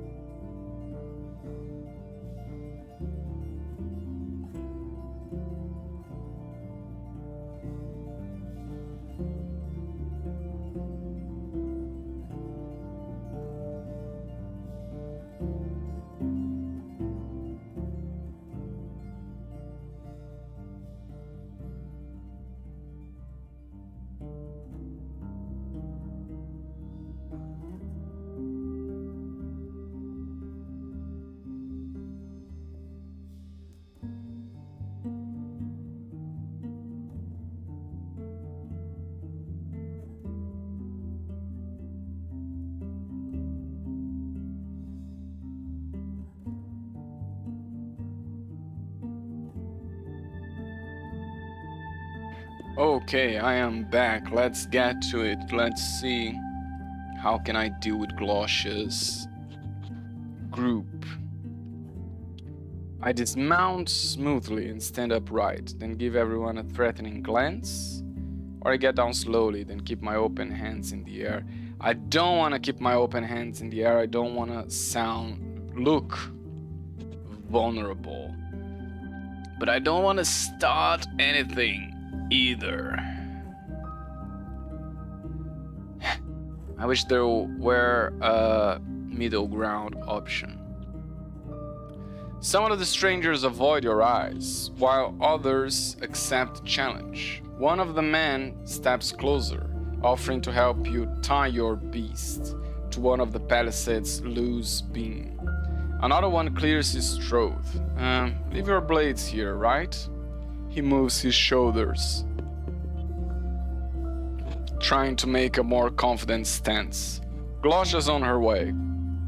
He adds matter-of-factly, as if to a regular waiting for an alehouse keeper. Slowly, you follow his commands, making sure to glance behind you from time to time. From afar, you hear the heavy footfalls of a person who joins you soon after. Her massive winter boots are made of leather that still remembers the garnet dyed of the past, and have wide and firm heels. The bronze of the decorative buckles is polished, without a hint of green. Her emerald eyes are running over your mount and equipment, reaching your face last, and with little curiosity. She's broad-shouldered, with a muscular figure and round face. Her long, shining mail rests on a green aketon, making noise with every movement of her arms. Her right hand is tapping the hilt of the sickle sword, a broad blade meant for chopping not just flesh, but also twigs, seated at her side. The short dark hair of a fighter is carefully cut, and her skin is healthily tanned. It takes another few breaths for you to notice the other side of her appearance. While she's wilder than anyone in sight, she's more than a head shorter than you. You spot the gray strands on her hair, and wrinkles cut by scars on her cheeks and lips. Her hand is missing a thumb, explaining why the blade is on her right side, and an old bruise surrounding her left eye hinders her from fully opening it, so it's difficult for you to match her gaze.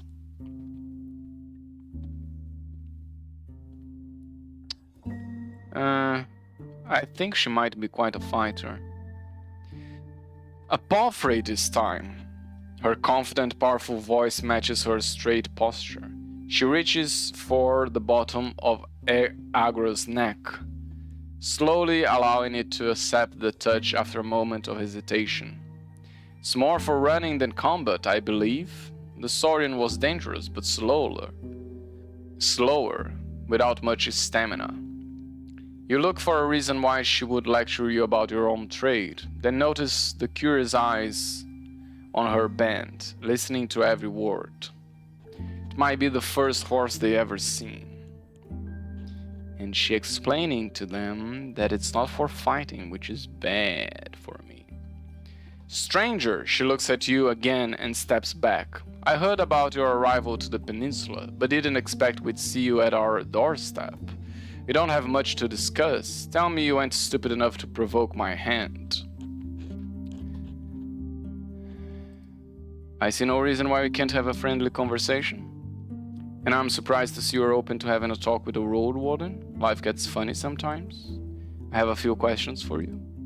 I don't provoke, I either cut or I don't. For now, let's have a talk. Trust me, I'm far from being a threat. Just let me ask you a few questions and I'm out of your sight. I see no reasons why we can't have a friendly conversation. Her voice grows colder. I see plenty. For all I know, you are yet another city spy. If I were to learn you are here more to hinder our work, she pauses, than to fight beasts, I'd have a light heart letting you bleed your neck out right where you are. You look to your left and right. No matter how many hours of training you have behind you, the sheer number of opponents would overwhelm you. But let us leave the threats for later. Take a stroll with me. I ain't missing a chance to enjoy the rest of the summer. She heads north, and before you decide what to do next, someone pushes you forward with the blunt edge of a spear.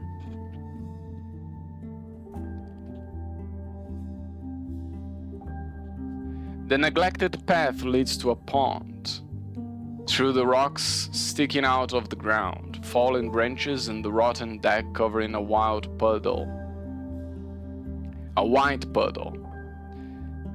There are some signs of repairs made on the bridge for fishers, but there are also some broken logs on a boat with a large hole in its hull. Hole? I think it's hull. Glosha and two of her guards walk with you in silence, surrounded by the screeching beasts around and above you. She takes leisurely strides, and as you step onto the bridge, looking around the pond, you can see that the woods surround it from all sides, like the walls of a dungeon chamber. With green and grey saurians basking both on the bank. Sometimes I forget how to read English, or maybe I'm just tired. It is late. Let me try again. She takes leisurely strides, and as you step onto the bridge, looking across the pond, you can see that the woods surround it from all sides, like the walls of a dungeon chamber, with green and grey saurians basking both on the banks and in the shallow water. The frogs, flies, and blackbirds shatter any guise of peace. The wood beneath you is slippery. Whenever the woman makes a sudden movement, you flinch, preparing your shell to push her away.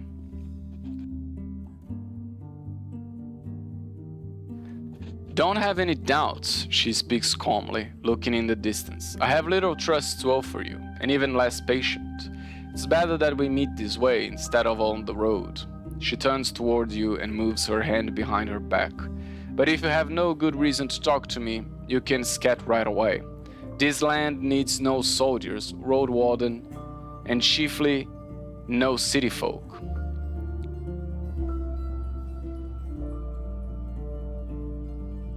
I could use your knowledge to help people. I'm sure you know these woods well. How do I know if I have a good reason? You've been hurt. Yeah, I'm not giving her much. We'll see about that. I'll judge your deeds, not words. Without another word, she leads you back, then through the gate. The old rotten roof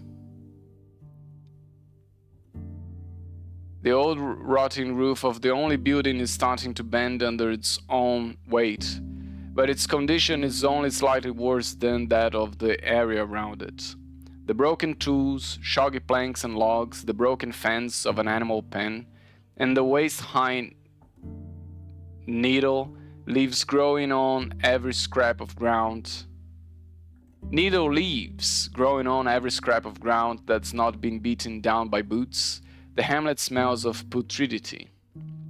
The screeching of animals isn't as overwhelming here, but unlike in the other settlements, there's hardly any labor to fill the emptiness. The bandits either follow you or sit around idly. There's firewood gathered by the wall, and you see someone eating a piece of cold, roasted meat. But it seems like no one is eager to grab a hammer, a needle, or a carving knife. Glosha doesn't stop, making you follow her around the long shelter. She keeps her eyes straight ahead, not commenting on anything you walk by. With every step, her mail jangles slightly, breaking the silence. Your eyes either wander around or stare at the back of her head. You made Yezon quite worried about your recent moves. She slows down. The two of you approach the old animal pen, though right now it's inhabited only by rooks and worms. She leans against the soggy fence, which moans in protest. Her emerald eyes don't hide her surprise, or perfectly imitate it. I suppose I should have expected Iason's bore eyes on me. But what does he want you to get from me exactly? To learn what you are trying to achieve. Are you planning to attack his hunters? I see nothing surprising about an innkeeper who's worried about bandits.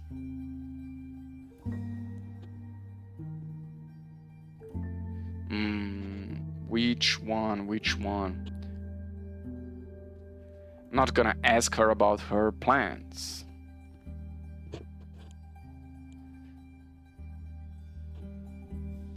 Her wide, mirthless grin, more akin to a scroll, makes you think of a dragonling.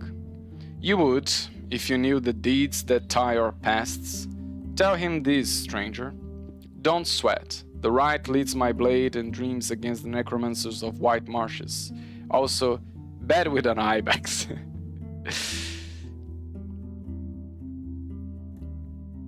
You may want to stay away from Lord Pagos. It's been struggling with a plague. She glances at you with her unmarked eyebrow raised, making the difference between the size of her eyes even more jarring. You think I don't know what's happening in my land? Don't need your rumors.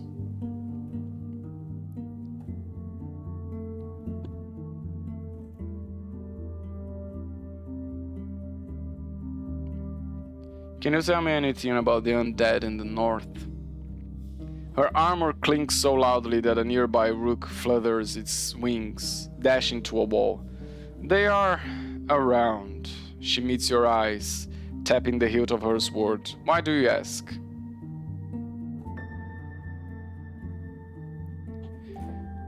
I wonder if you see them as a threat. Her eyes are filled with fury. What do you think? Those fuckers at White Marshes wake up more shells with every season, no matter where they find them. Deep woods, swamps, their own beds, if they could. If they could, her hand soars towards your neck, causing you to step away. She stops herself before reaching you, but makes a gesture suggesting a blade making a cut. They would kill us all in our sleep. She strides away, and you try to catch up. After a pause, she raises her voice. Some of the villages that let them do so may the right drown. Shame on the villages that let them do so. May the right drown them all. I know it was the cart, I'm not gonna ask. I already know why she targets the White Marshes. It doesn't hurt to ask. And why don't you? She turns her head, giving you an annoyed glance. What good is a Roadwarden for it? There are armies of awoken shells right under their nose. I can't force an entire village to obey the laws of a faraway city. I'll put the necromancer's rule to an end, I just need to find a way. They aren't hurting anyone, really. Let me understand the situation better so that I can do something about it.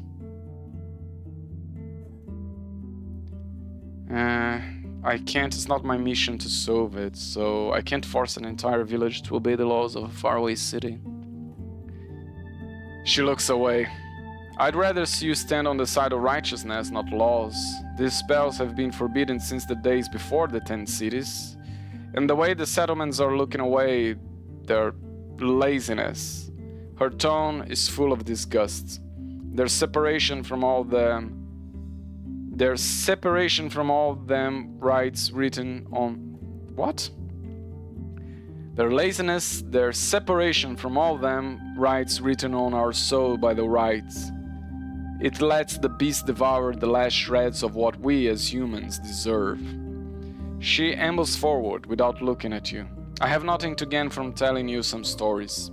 Fight for what's right or fall with all the others. I'm trying to find what happened to Asteria. She doesn't spare you a glance, so?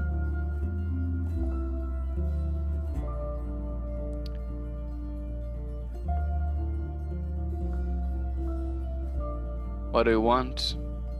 You hear something between a grunt and a chuckle. Scratch my back, I'll scratch yours. Do you need an assistance? She stops in place, then gestures at a soggy bench. Both of you sit down, but your eyes don't meet. Instead, you observe the dark buds that are pushing and pecking each other over old growths spread among the needles. And why would a Roadwarden want to help me? To be rewarded.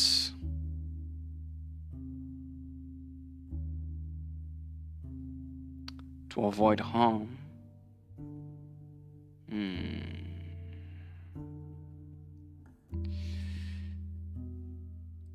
Both are true.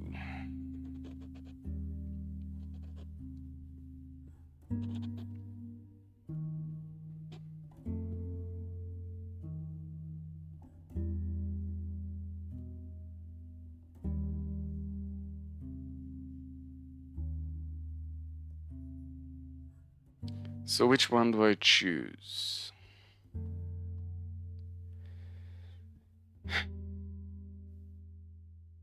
To avoid harm. She grunts. You don't need to do anything to earn such a luxury. The opposite is true. Don't get in my way, and I won't cut myself a steak out of your palfrey. Simply as that. She leans back and looks at the clouds. But you can do some small things for me, and not for free. One of my lads has abandoned his post and had taken something very valuable to me.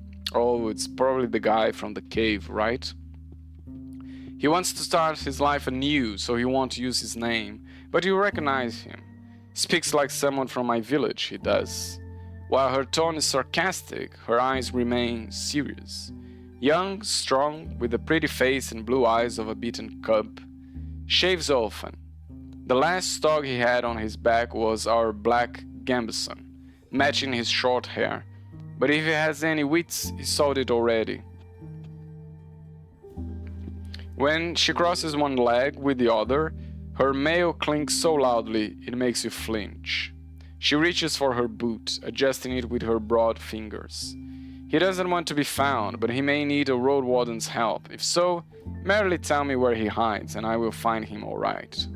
She straightens up and rises to her feet, as if the conversation reached its conclusion.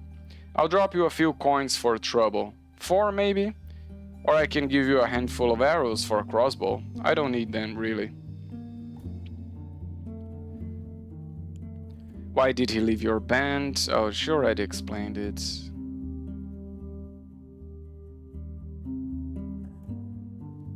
Should I lie? I'm not gonna risk that. What did he take from you? A small supply of black powder I was saving for a special occasion, for one thing. I'd be ready to forgive him, but betraying my trust and taking our secrets outside is beyond excuses. Why did he leave your band? She thinks about it about a few heartbeats. He's weak, she states. But after seeing your frown, she puts hands behind her back. He joined us not that long ago. He didn't have any drive, was merely bored with his old life, but was good enough with his knives to impress me. Turns out he wasn't ready for the change he took upon himself, and he left before he paid his debt to me. I'll tell you once I learn anything. I'd like to learn more about you, about the man you're looking for. Villagers are waiting. I should go. Are you gonna let me go? You get back to Agro, the highwaymen stay close to you, not allowing you to approach your blade.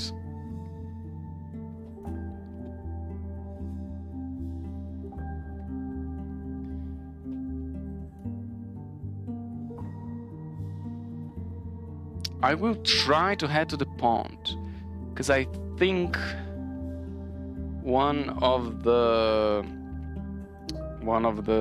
hunters was around this area. A man with a bare chest gets in your way. And where do you think you're going? We need no spies or eyes around here, and we aren't going to keep your ugly mug safe from monsters. Buy yourself a tub in an inn. Okay, I travel back to the cairn.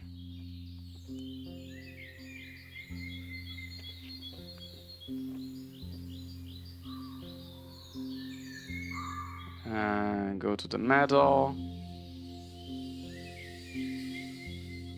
Different.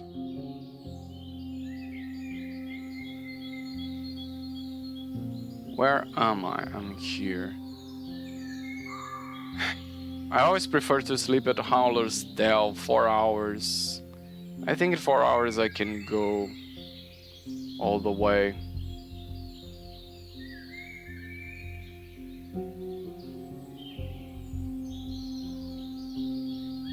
Yeah, let's go west to the gate. You hear breaking wood and roaring creatures in the east. Quintus is sitting on the wall, cleaning his crossbow. He lowers the rope quickly on the other side of the wall, climbs down and opens the gate. Still alive, eh? I'd like you to open the gate. Are you really sure? No, maybe another time?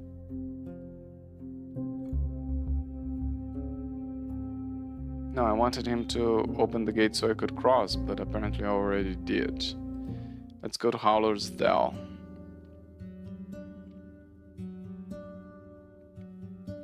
Gossip for a little bit. I enter the village. How is my inventory going? Badly. Main square.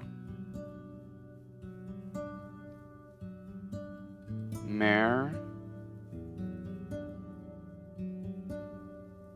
Oh, I haven't learned enough. Okay.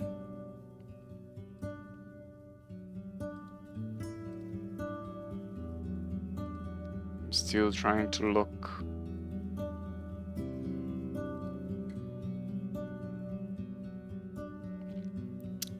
Let's go to sleep. Losing my money. I need to get some money back. The shivers wake you up. You open the window and see the dense fog covering Howler's Creek, spreading like milk throughout the entire village. You hear an amused quarrel coming from the main square and spot the dancing light of torches and lanterns. Yet the village remains calm and asleep. The fall will make the fogs even more common. Soon roads will get too dangerous for a single rider.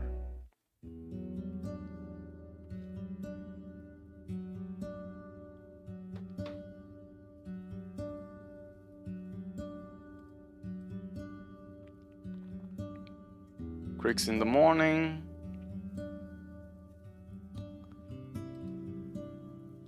I think I'm gonna go back to White Marches and then Creeks.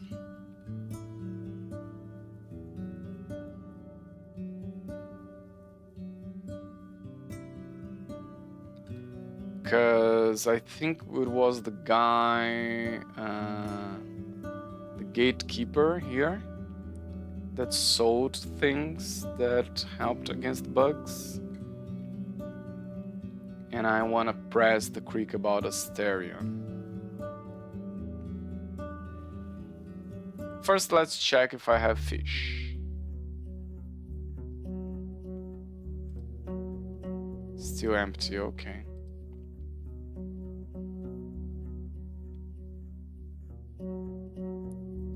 Four hours. Oh, I do have 4 hours.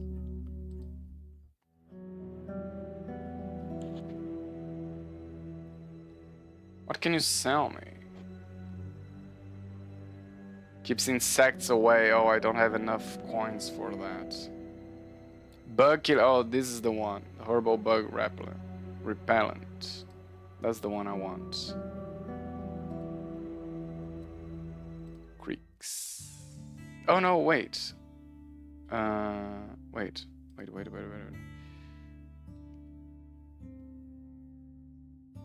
Where was it?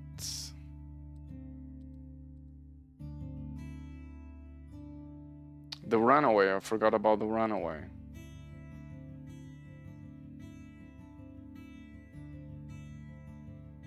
Report back to Thais. Lost merchants.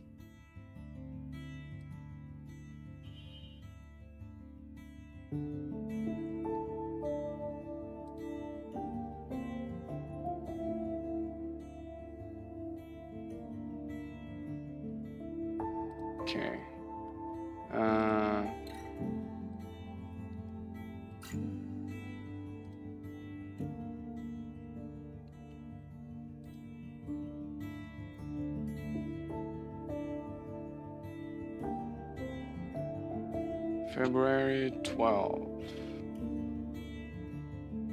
2034. This is the last one, right?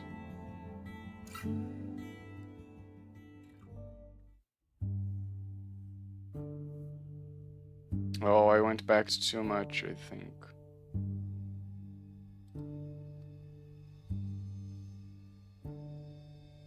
What did he take from you?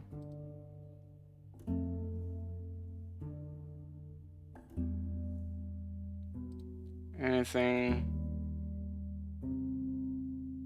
I should go back to the cairn. Part of the forest to the gate.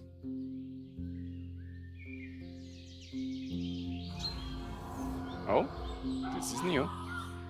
You find a new segment of the road, which seems to be shorter, but you need to cover some distance on foot, cutting the dried out branches. The tree crowns have been merciless. Hardly any fern or grasses have managed to survive in the shadows. You spot a 10-year-old dark tree that's about twice your height, yet looks like a sapling when compared to the giants around it.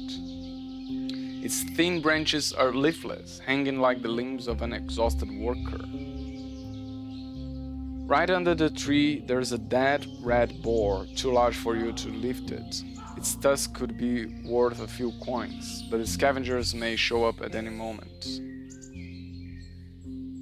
Examine the area. The tree is a bit away from the other weak or dead plants. You walk around it and spot a bloodstain on the trunk, near the only hollow. You don't notice any wounds on the boar, at least not from a distance, but also no signs of any illness. It's not young. Its heart could have just stopped working. Bloodstains. You tether aggro to a heavy fallen branch. It lowers its head and snorts with disapproval. The grass here is too sparse to be grazed on. You reach the trunk on its branches, and its branches reach towards you. The creature doesn't roar or howl, but the movements of its limbs let out wood-like creaks and are as nimble as the tentacles of a sea monster. You jump away, but the trend grabs your shell mid-air. It lifts you up, holding your stomach and chest. Its skin is like a rock.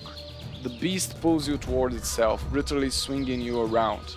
You are dizzy, but you notice that the roots have also started to move. You're already holding your axe, led by your instincts.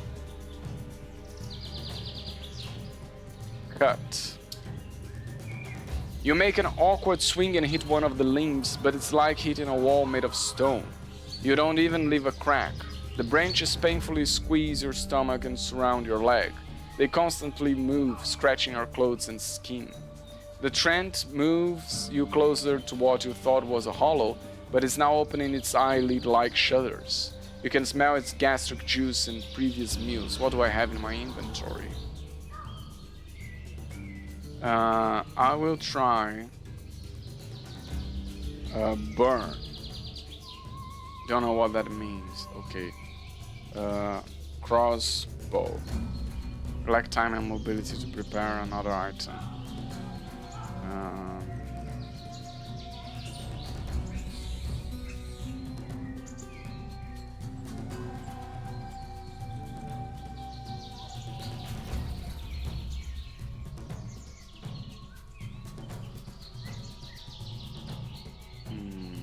Torch? I want to burn it.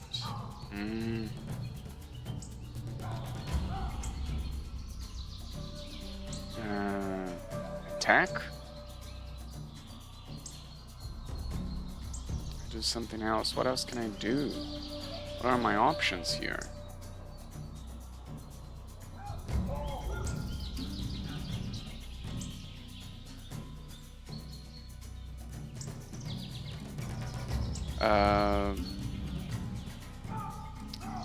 Get free?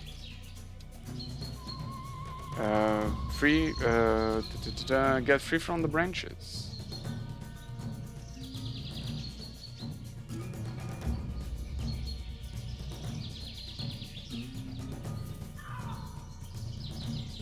I preferred if you gave me options, because the ones I'm trying, I'm not being allowed to. Grapple. I don't know what. Yeah, why give me an open text box if you don't understand anything that I write? I do something else. I can only cut.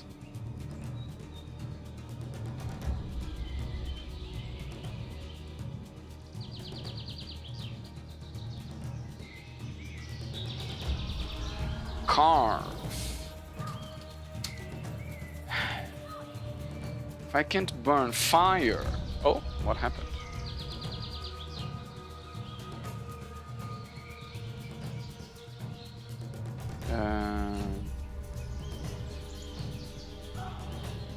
Fire. You're not gonna give me any other options.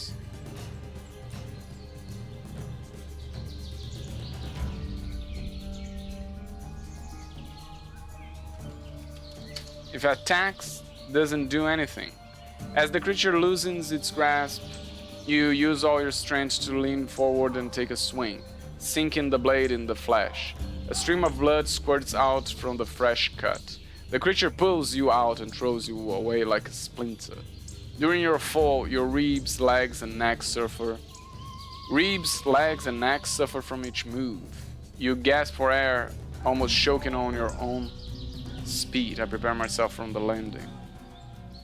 You crash into the ferns, rescued by your armor, then get up slowly, still holding your axe. The trend stunned away from you, swinging its upper limbs in panic. The roots move in a couple directions at once, holding the beast in a single spot. After a breath or two, they crawl away from you, each one with its own rhythm, or lack thereof. The beast may be slow, but pays little attention to any obstacles. It either tramples them or gets them out of its way with a single swipe. Its stomach has been crushed and still bears marks left by the branches. You push the stiff bristles and the broken ribs over no resistance. The flesh doesn't stink, but it's likely old. The only thing of value are the creature's large tusks, each resembling a stone sickle.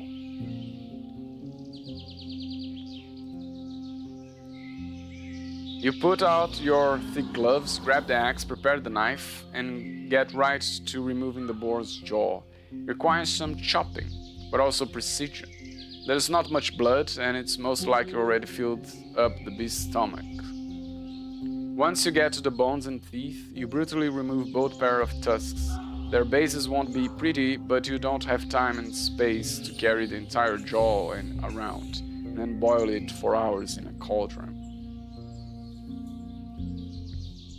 Okay, I'm gonna sell those to... There's fresh blood on the road. Quintus is leaning on the wall, Parkrat. Still alive, huh? Yep, still alive.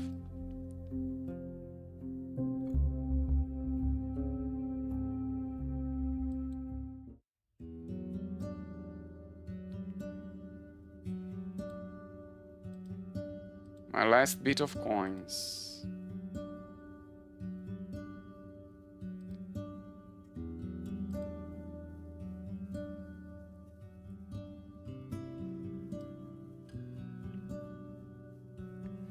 We could put them on a wall, but I already have a deal with the innkeeper from Pelt, and we also hunt on our own. I'll give you a single ring for it. No, I think Foggy is gonna give me way more.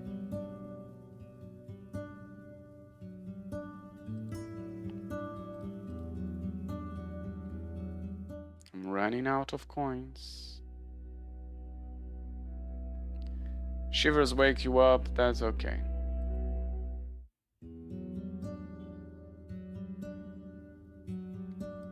Let's talk with the mayor.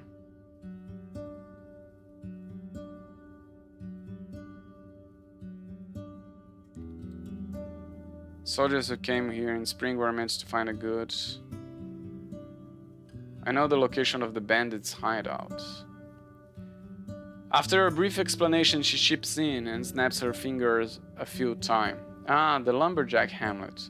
It used to belong to Gale Rocks. Now, if Glosia starts causing any trouble, we'll know where to strike. Okay, you're not gonna give me any coin for that information? Can you give us a moment?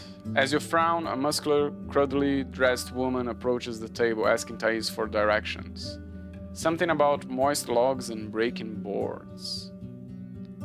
You stop paying attention quickly and instead wonder why the mayor insists on holding this meeting outside. She's so busy she needs to be constantly available for others. I'm neither a threat nor someone important enough to be worth. It's all theater. She wants to show how much she cares about the others. Being appropriate for a married person, I think it's all theater. Great job, she sends off the worker with an encouraging smile, though when her eyes meet yours, it shifts into a challenging smirk. Do you need my assistance? She looks around and adjusts her cape and lowers her voice. Have you ever spoke with Orantius, the necromancer of White Marshes? I haven't, you respond, and she bursts into laughter so unprompted and loud it makes you quake. Have you been to my favorite spot, right behind the corner? Sometimes all I want is to take a nap there, with a cat on my lap and mint tisane at hand. Come, I'll show you. Once you reach the boar pen, the noise of work and conversations is suppressed by the humming water. The mare glances at the window above you, then strokes her lips with her thumb. Let's rest here. She leaves you enough space to sit down with her.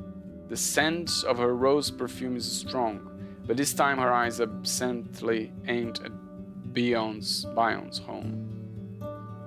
What I'm going to tell you needs to stay between us, she says hesitantly. She crosses her legs, clasping her pale hands around her knee. We need to get rid of the undead. Of the undead or the necromancer? We both know the former won't get away without the latter. Her voice relaxes a bit, and she starts to dangle her sandaled foot. White Marshes is a threat to us all. We ought to burn the wound while it's still fresh. What's your plan?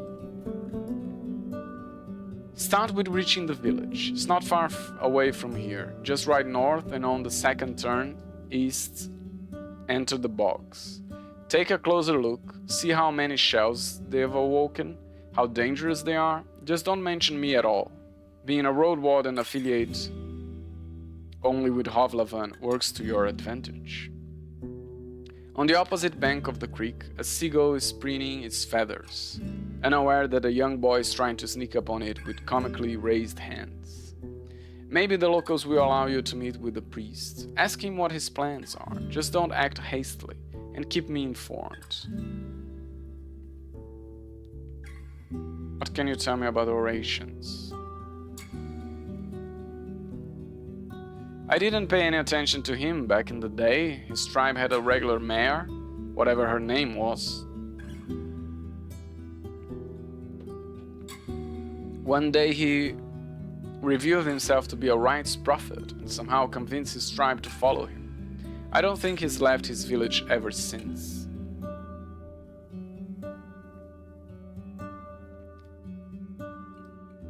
You waste no time, I see. Thais' voice is warm, but you both look toward the seagull, still unaware of the danger. The boy just about to jump. I let the kid have some fun. The kid grasps the creature and makes a triumphant cry, holding the bird as it squawks in panic and flaps its wings.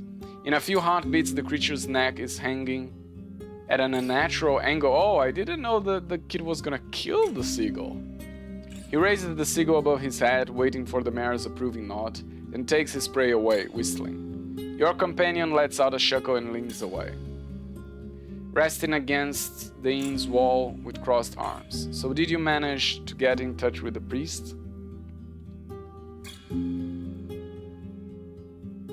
Won't happen. I can try to gain the locals' trust, but I doubt orations will listen to reason.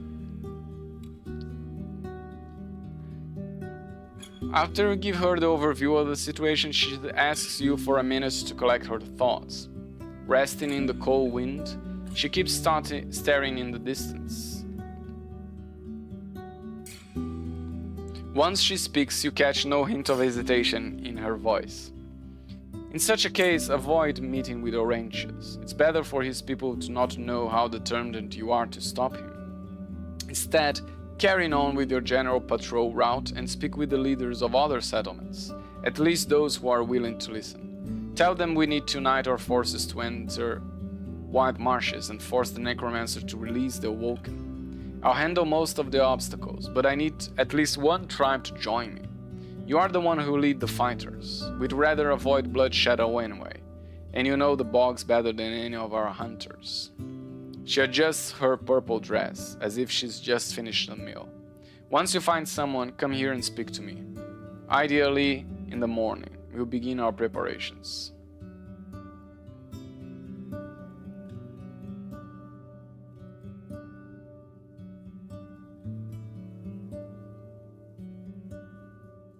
Okay, thank you for your time.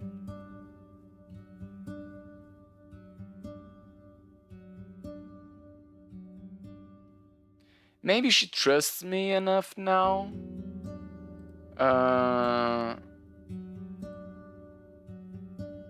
I'm gonna do an actual save.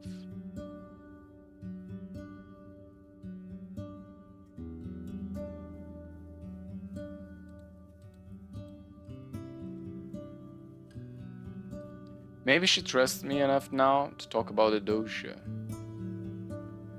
You let her wait a rod in her hand. It's empty. What is it for?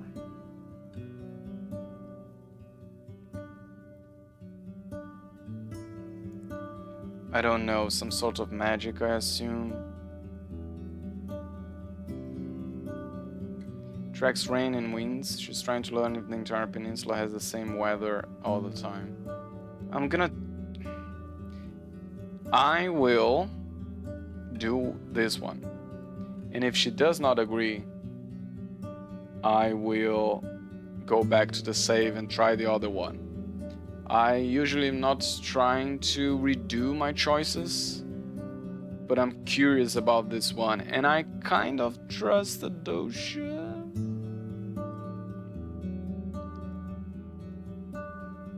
She gives you a long look, then rolls the piece of bronze back to you. The answer is no. And if any of us finds such a rod in our woods, you and I are going to have a talk. I have no desire to wake up in the middle of the night surrounded by her stone army. You know what? I'm not gonna revert back, I think, because I thought, oh, I need to put one here, but no, I don't. I need to put one at White Marshes.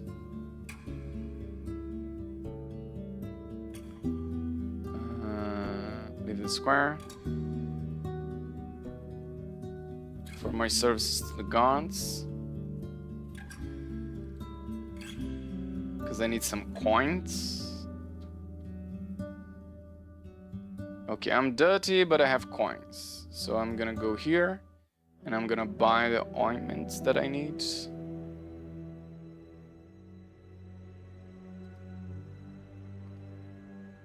Bug killing ointments. And then I'm gonna go here to kill the bugs.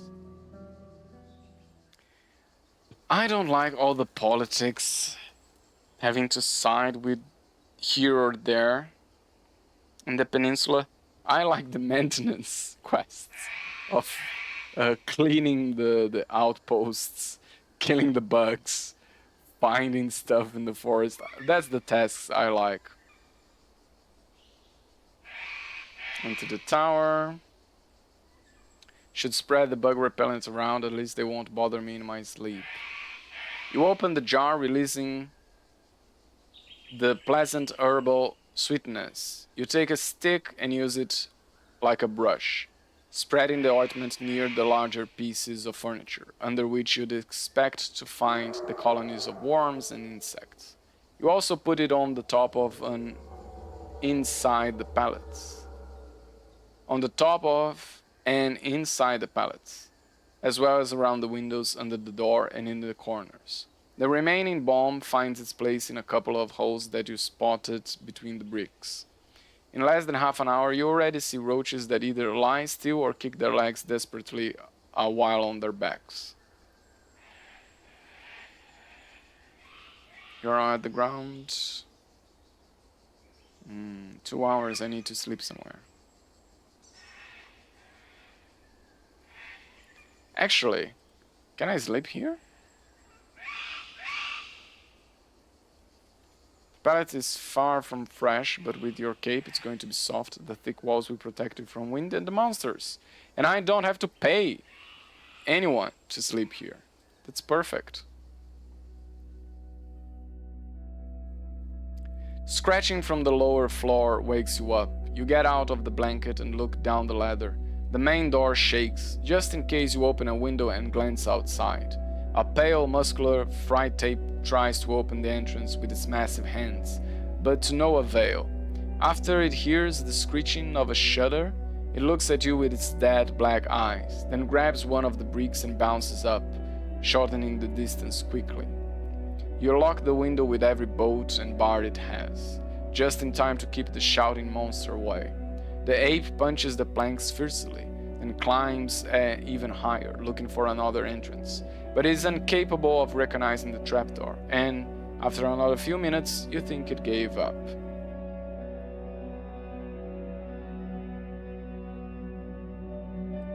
Just to be sure, I inspect everything. You wake up in silence, barely hearing the wind outside the tower walls. You gather your things and climb down to where Agro is napping. You walk it outside, allowing it to graze on the grass for half an hour. You place all your riding equipments on it and check your belongings. Thankfully, you find no sign of bugs. Creaks to clear the tree. A few souls carrying wooden and stone weapons and tools are just leaving the village. Once you reach the yard, you hear the cozy rustling of shrubs growing on the other side of the palisade. The eastern path. I'm ready to help you with the fallen tree.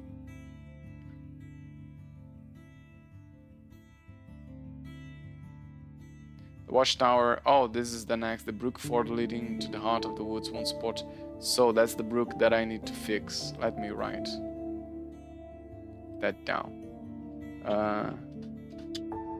Fix the brook in the middle of the heart of the forest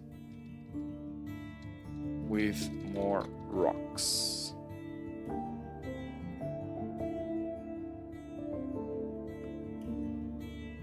The watchtower is clear and ready for new guards.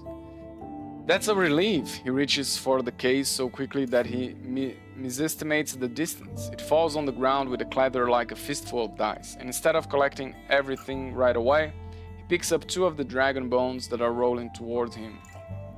I need to make another one anyway, he says to himself, and pays you asking about the place. You mentioned the bugs, the rotten barrels, the moisture. The man nods with enthusiasm. So we can hide there at any point. We'll need to discuss it with our friends at Gale Rock.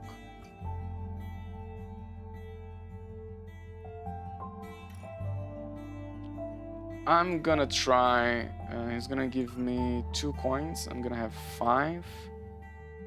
I'm gonna try to pry 1 more coin. He nods without even listening, but once he notices your eyes, he sighs and reaches for another coin. I smile.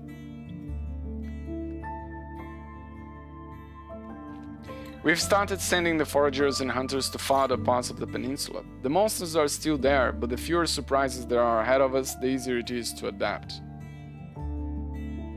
He springs up and leads you to the square. Gather folks for the woodcutting. He orders the children and waves to the adults to gain their attention. He looks at you with a smile. We have sharp axes, full stomachs, spare wheels, and you can leave your mount at a creek. Nothing like a day of grazing, napping, and shitting, eh? Without waiting for your response, he addresses the approaching souls. None of them are older than 30. After a few minutes, the crowd gathers next to the bridge, organizing their simple carts and wagons that are held only by ropes, joints, and leather straps. You notice that one of them carries a pile of a few bulky sacks, so you ask the dark-haired woodcutter with a massive axe about their contents. "Just food, friend." She's looking at you with excitement, moving her hips to an inaudible melody. "What's on wheels, light as a feather, no need to hunt in the woods." To illustrate her point, she throws her tool into the cart next to her.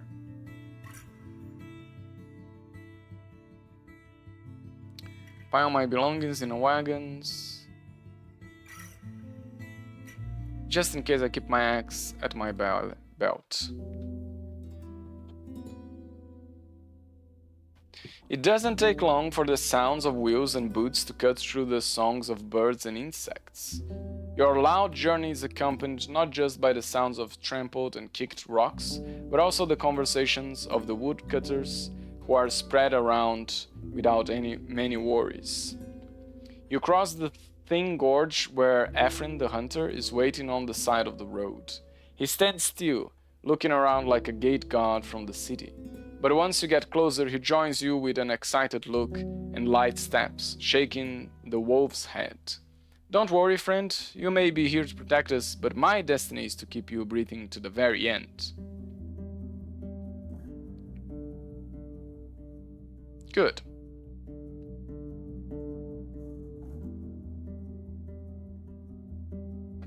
He smiles,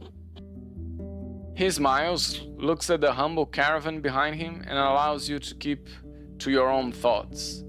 You move past the tavern and head south, where you encounter Ilan and Tzvi, the foragers. They move through the meadows with long sticks in hands and baskets on their backs, seeking food in the meadows while also scaring away any potential snakes. Once they notice your expedition, they run up to the road, where the larger man asks the others about their health and days. After a few minutes, they reach you and Ephraim. "You look both like a flock of vagabonds and a squad of gods, with all these axes and spears," says Elan. "Weird to see you all in one place, without the walls to hide you, crude as they are."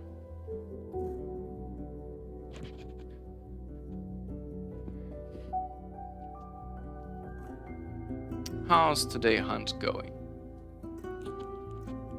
Elan, careful as usual, reaches for his throwing club and makes a slow throw-like gesture. His polished and lacquered weapon shines in the sun. "I hit a blue grouse. It didn't have a chance," Tzvi scoffs. "Hey, on the third try." But his companion ignores it. "And he have a few snake eggs. We have a few snake eggs. A good dinner awaits us." After that, they mostly speak with Ephraim about the mouflon he recently delivered to them, then turn back before you get to the stone statue, wishing you a safe journey. It's nice to see that people are relaxed. I continue to chit-chat with the hunter. A hostile path ahead of us. Be sure to look at the bushes. The further away you get from the foraging ground, the more quiet the tribe's folk grow. The hours of wayfaring are getting to your legs, and the atmosphere grows tense as some of your weaker companions are asking to be pulled on the carts for at least a few minutes. Ephraim looks behind, then at you. "Do you ever sing in Hovlevan during work?" His words are so loud you have no doubt that the rest of the group also heard them. "We sing the songs of the sea. Sailors bring them to fishers and dockhands, and it spreads from taverns to homes. We still remember the tunes from before the war. The city folk find strength when they hear the tales of the 10 cities. Our songs are a bit more tame than the ones from the villages. Some themes sound too awkward when the priests are around. No, it would slow down the laborers. I think we sing the songs of the sea. Sailors bring them to fishers and dockhands, and it spreads from taverns to homes. Or I still remember the tunes from before the wars. I like those both. But I'm gonna go. It's a harbor city, so I'm gonna go with Songs of the Sea. How do they go? You recognize the voice of the woman with whom you'd spoken about the sex before. You start with your favorite chanty, leading the group through the quick, repetitive melody as a lead, then giving them time to repeat the last few words. Once everyone learns how to follow, the woman replaces you, giving your poor throat some rest, but also adjusting the words slightly. Ships turn into boats, krakens into dragons. It's hard to tell anymore if it's a song about missing home from the waves of the ocean or being lost in the woods. I stopped singing altogether, annoyed that they reject the proper way. No, of course not. This is how stories grow.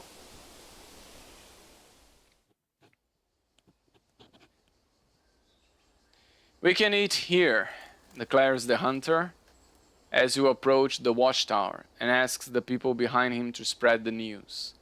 The carts and travelers gather in the middle of the crossroads, forming a defensive circle, while some of the folks unpack food rations. Before you sit down on the grass, Ephraim hands you a humble set of pears and cold roasted meat, then steps away with a smile. You hear him entering and exploring the tower. Once he gets back, he triumphantly raises his sharpened cudgel. Cudgel? Cudgel? I don't know what that is. If there's one spot on the eastern path we need the most, is this one, you understand. The wolf's head drops on his back, so he adjusts it. And with your help, the tower is ours.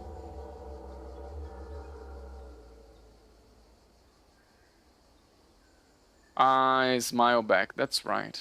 I consider his words. The locals may not be too eager to give the tower back to the city soldiers. Yeah, probably not. Some of the tribe's folk wander a bit farther away, searching the tall grasses for food, as if their habits are stronger than fear. But after the hunter orders them to regroup, they stay disciplined. After a short break, the expedition starts to restore its previous shape, while you and the hunter leave them behind, scouting ahead. The overgrown path twists between the hills and bushes. This route has issues much larger than a fallen tree. Your companion's voice is tired and quiet. 2, maybe 3 more years, and it will be safer to block it completely. Both of you reach for your blades when a sudden cry comes from down the road. It resembles an ape, a young troll, or a human tormented by visions. Those seems like very different options. It lasts for a few breaths and ends as abruptly as it started, but isn't followed by any attack or even footsteps. Stay here. I crawl my way up a hill and observe the area through the shrubs.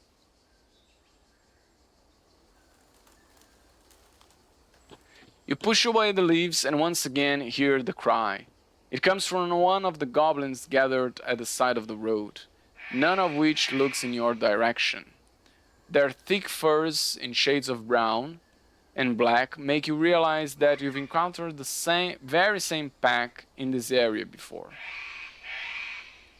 Most of them stand still and in silence, either on all fours or using their crude sticks and clubs to remain upright.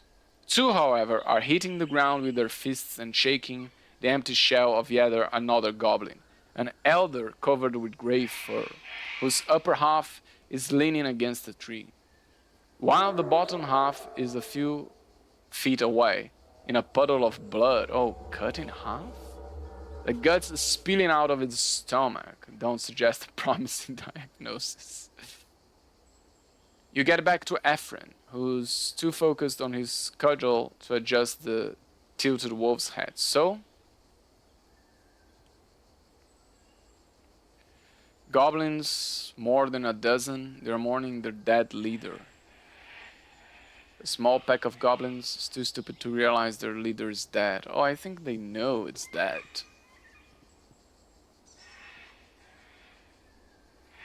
So it's been whaling? I didn't know they can't. I mean, they get caught by beasts as often as we do. He then frowns, as if his words make him unsure. But after he shakes his head and adjusts his quote-unquote hat, his confident self returns. Well, there's more of them among the trees keeping watch. Let's gather a fair group of fighters and strike them first. Agree. You know how to pick, and it won't take long before the pack's crushed. What? There's no need to hurt them. They'll flee from our loud wheels and large numbers. But they still be a problem on the road. We need to get rid of them. Once everyone's ready, the battle takes not even a minute. The hunters, foragers, and woodcutters may not be experienced soldiers, but their light equipment allows them to get close to the pack. And once they are noticed, their long, sharp spears and axes make their charge devastating. A few of the beasts, unaware of the scale of the threat, die before they can land a single hit, while the rest of them drop whatever they were holding and disappear among the leaves, too nimble for any human to catch up with them. A few of the tribesfolk are searching the area, removing goblin tusks from their jaws and pushing the corpses deeper into the bushes so that they won't get caught in the wheels. Ephraim takes a look at the weapons, but decides to only keep what seems like a human-made axe head and a rusty dagger.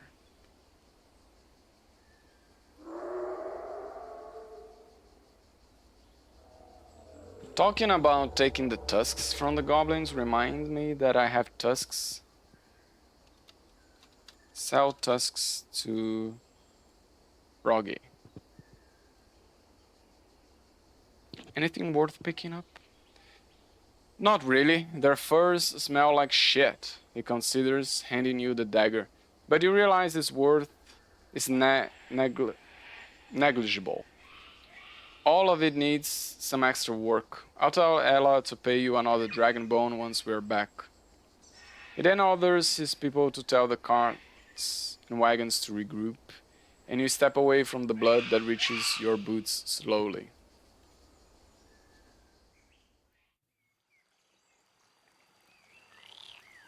That's not too bad, says the dark-haired woodcutter as you reach the fallen tree.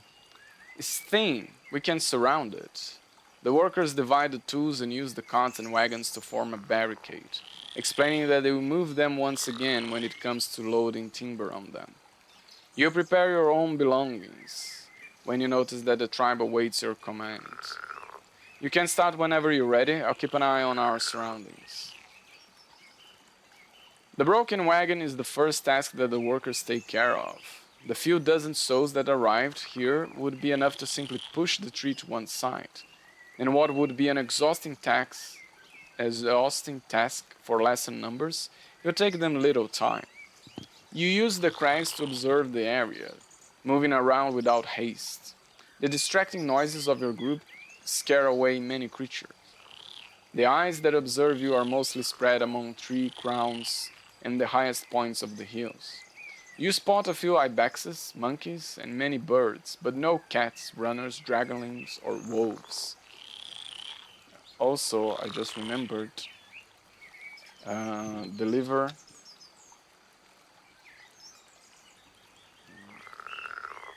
Gloscia's message to Pelt's owner.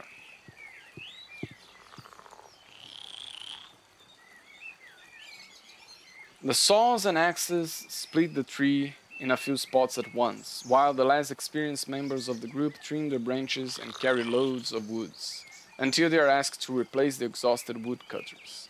Then the work slows down, but never stops, and while the constant noise finally lures the presence of a small dragon that's walking on 4 legs, each one as large as a human, seeing your large group makes it turn back, even though you would most likely be unable to pierce through its skin. After another few hours, no one has enough fortitude to start another conversation. Once the carts and wagons are ready, the crew demands half an hour break.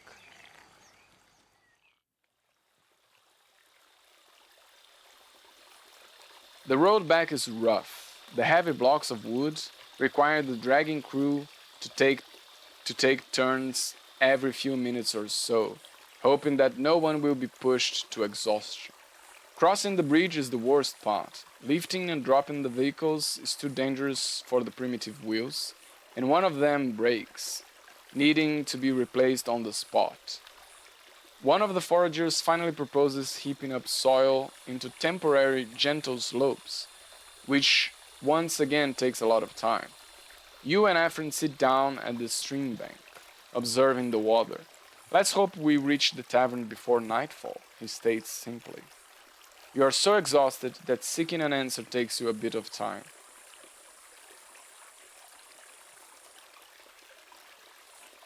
Where does this stream go? Because I think this stream, yeah, probably goes to the green tribe that they don't want to talk about. Oh, I don't know. The sea, maybe? I think it goes through the heart of the woods, but the terrain here is so uneven, I've no clue. Maybe it fills a big hole beneath a cave somewhere.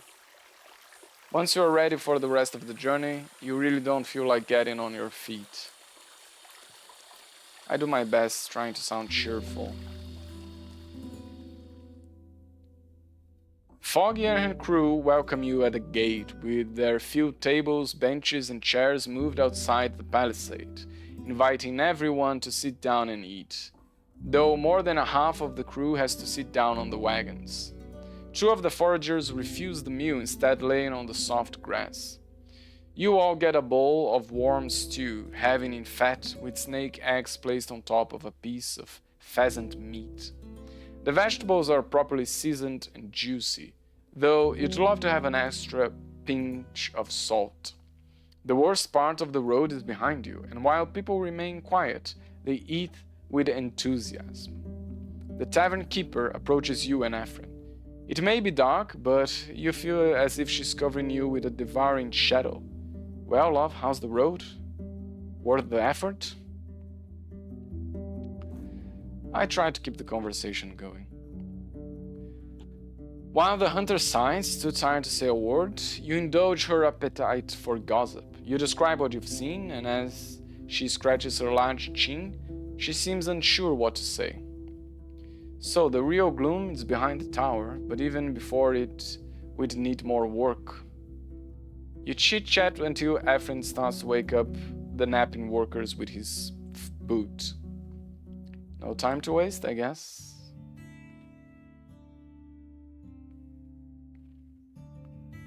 Saved! A woman with a big axe crosses the gorge with laughter, and the expedition leaves the carts and wagons in front of the bridge. Seeing how dark it is, you are not surprised to learn the unloading will occur after dawn. Not like anyone's going to steal it, says one of the foragers, though everyone makes sure to take the remaining food rations.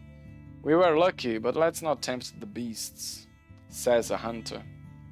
The rest of the tribe welcomes your group from the open gate, and relieved laughter fills the little village. They seem surprised to learn that no one got seriously wounded. Ayla and Ephraim share a brief embrace, but the carpenter doesn't hesitate to mention the hunter's smell. You realize you also need a long bath.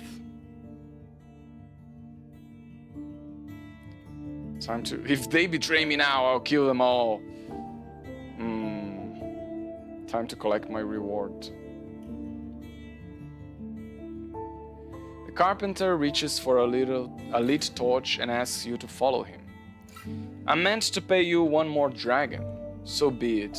I'd pay 4 times as much for keeping everyone safe. You did a good job, friend.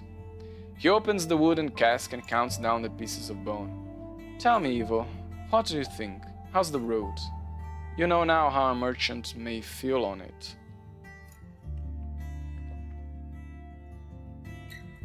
It's empty but beautiful, even the old abandoned structure. You realize I've seen many roads. There's nothing unique about this one. Protect it and it will be safer. Neglect it and it will be lost.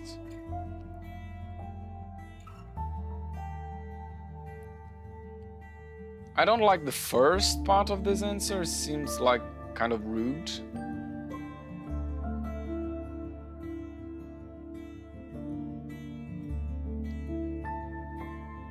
But I do like the second part of it. I think it's true. You have to protect it. He gives you a long look and finally nods. His lips are pursed until they shape a sad smile. You're right. It was just one of many days in the wilderness for you. I often forget that there's a vast world outside of the peninsula. Maybe we can shape this small scrap of land with hard work. The carpenter pauses for a longer while, then starts to draw an invisible map on the benchwork with his fingers, muttering to himself. Yes, he says slowly. You've already done more on the road than I've expected, friend. I dare say more than any outsider in this generation. The tribe can take it from here. He reaches for something resting on a log beneath the table, then turns toward you. You already received your pay, but maybe you'd like to take a hair pelt as a gift? Foggy doesn't need it, but you'll get a dragon or two for it in another village. You take a look at the fine fur and roll it into a more mobile shape. Seeing how Ayla observes you, tell him to just ask. I can't figure out what pushed you to be this much of a help for us, friend. I know some of the things you've seen were just on your path, but others took a true risk. I'm just what a Roadwarden ought to do. Your pay was fair and I needed it. Creeks is a lovely place. I hope it succeeds. Oh, I do have my reasons. I'm looking for a place. Where is it?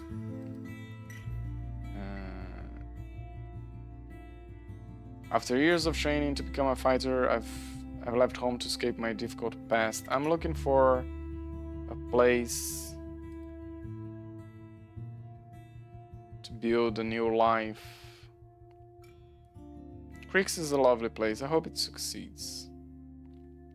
His proud smile is followed by a victorious stance. It's one of the kind, hey? And living here is only going to get better. I'll put my whole life into making sure of that. He rests on one hand on his stomach, and reaches out to you with the other one. Come here, another spring or later, you'll see a real change in the peninsula. I'm sure I will.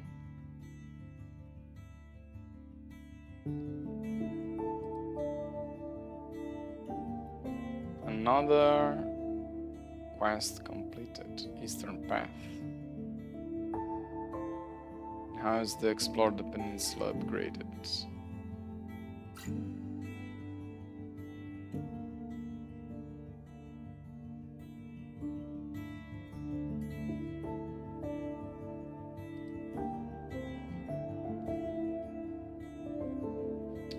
His large hand is calloused, and even the brief touch is enough to notice the cuts and chopped of his skin, signs of his amateurish labor.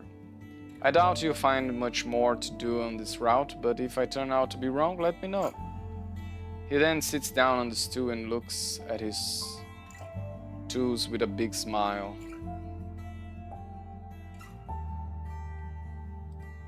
Now is the time to ask about Asterion.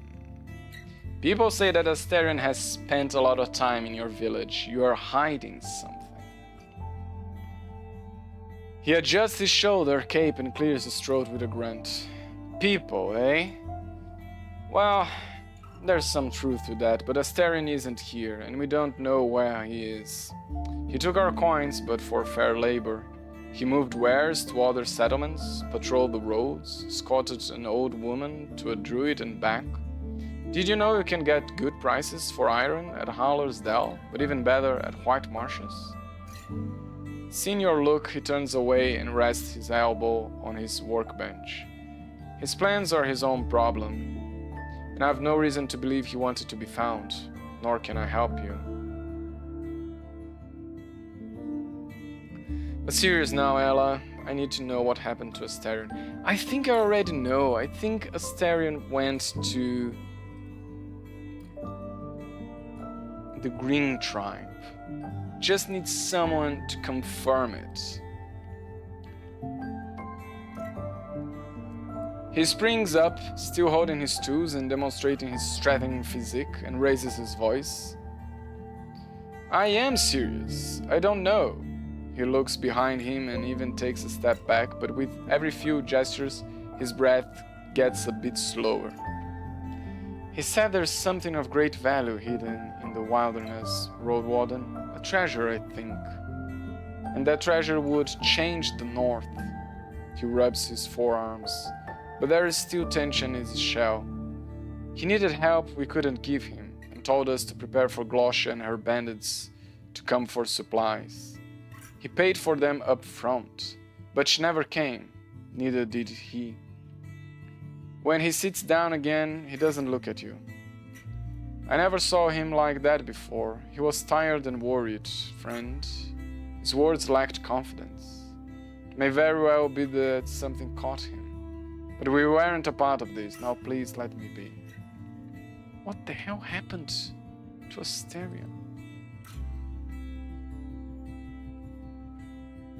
Approach the shallow creeks. With the calming sounds of the waterfall around you, you observe the stream, as clean as a spring.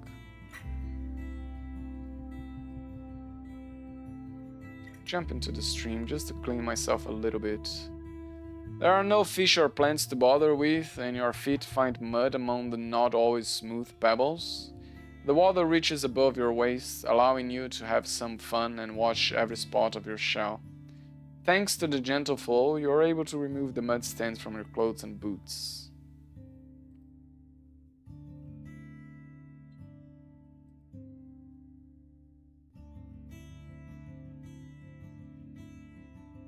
I need supplies. What do you have?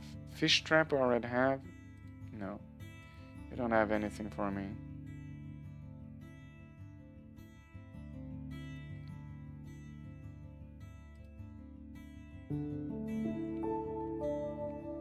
Who could join? Old Pagos can't join against the Necromancers. Maybe try Gale Rocks. So I still have a message to deliver to you. But let's go to Foggy.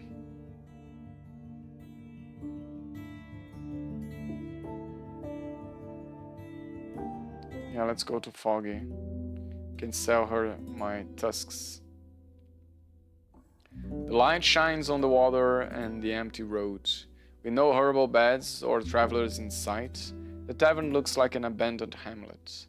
The tavern's windows and doors are open, and a bunch of furs are spread over the fence. "You are fighting bugs," says the shorter man when he sees your look.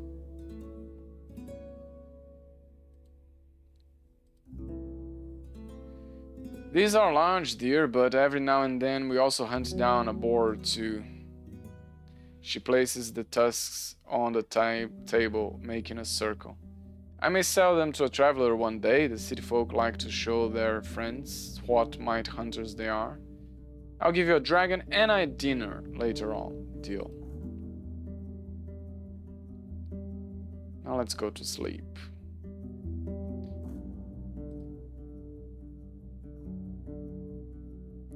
I got clean, and now I'm not clean anymore.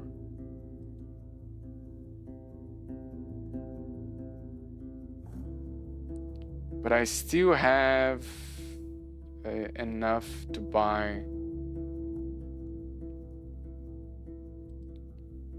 a spirit stone from Nadocia.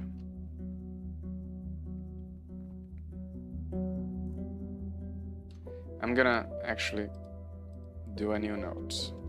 Next steps to organize my notes better, and it's gonna be buy spirit rock from Nadocia, deliver message from Glosha to Yazon at the Pelt. Check Destruct.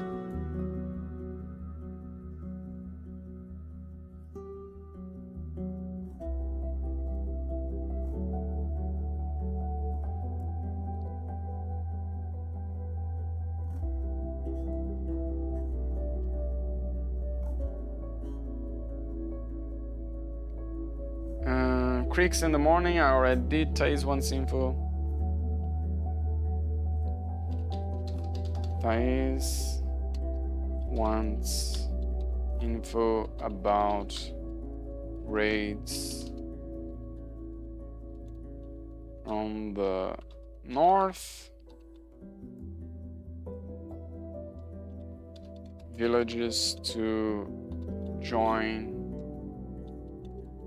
against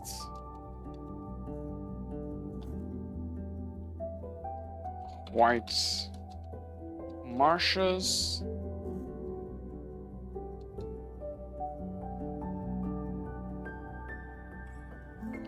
And fix brook in the middle of the heart of the forest. More rocks.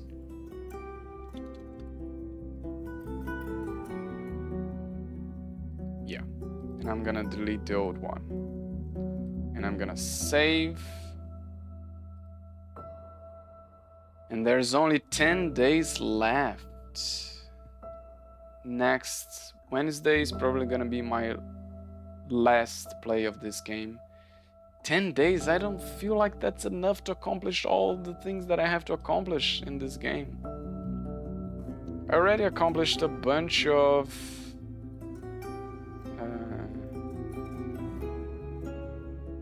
quests. 1, 2, 3, 4, 5, 6, 7, 8, 9, 10, 11, 12, 13, 14.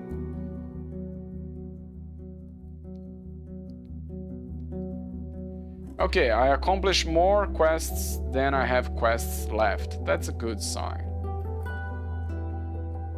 But I still haven't found the tribe that I think Astarion went to. Old Pagos is not saved yet.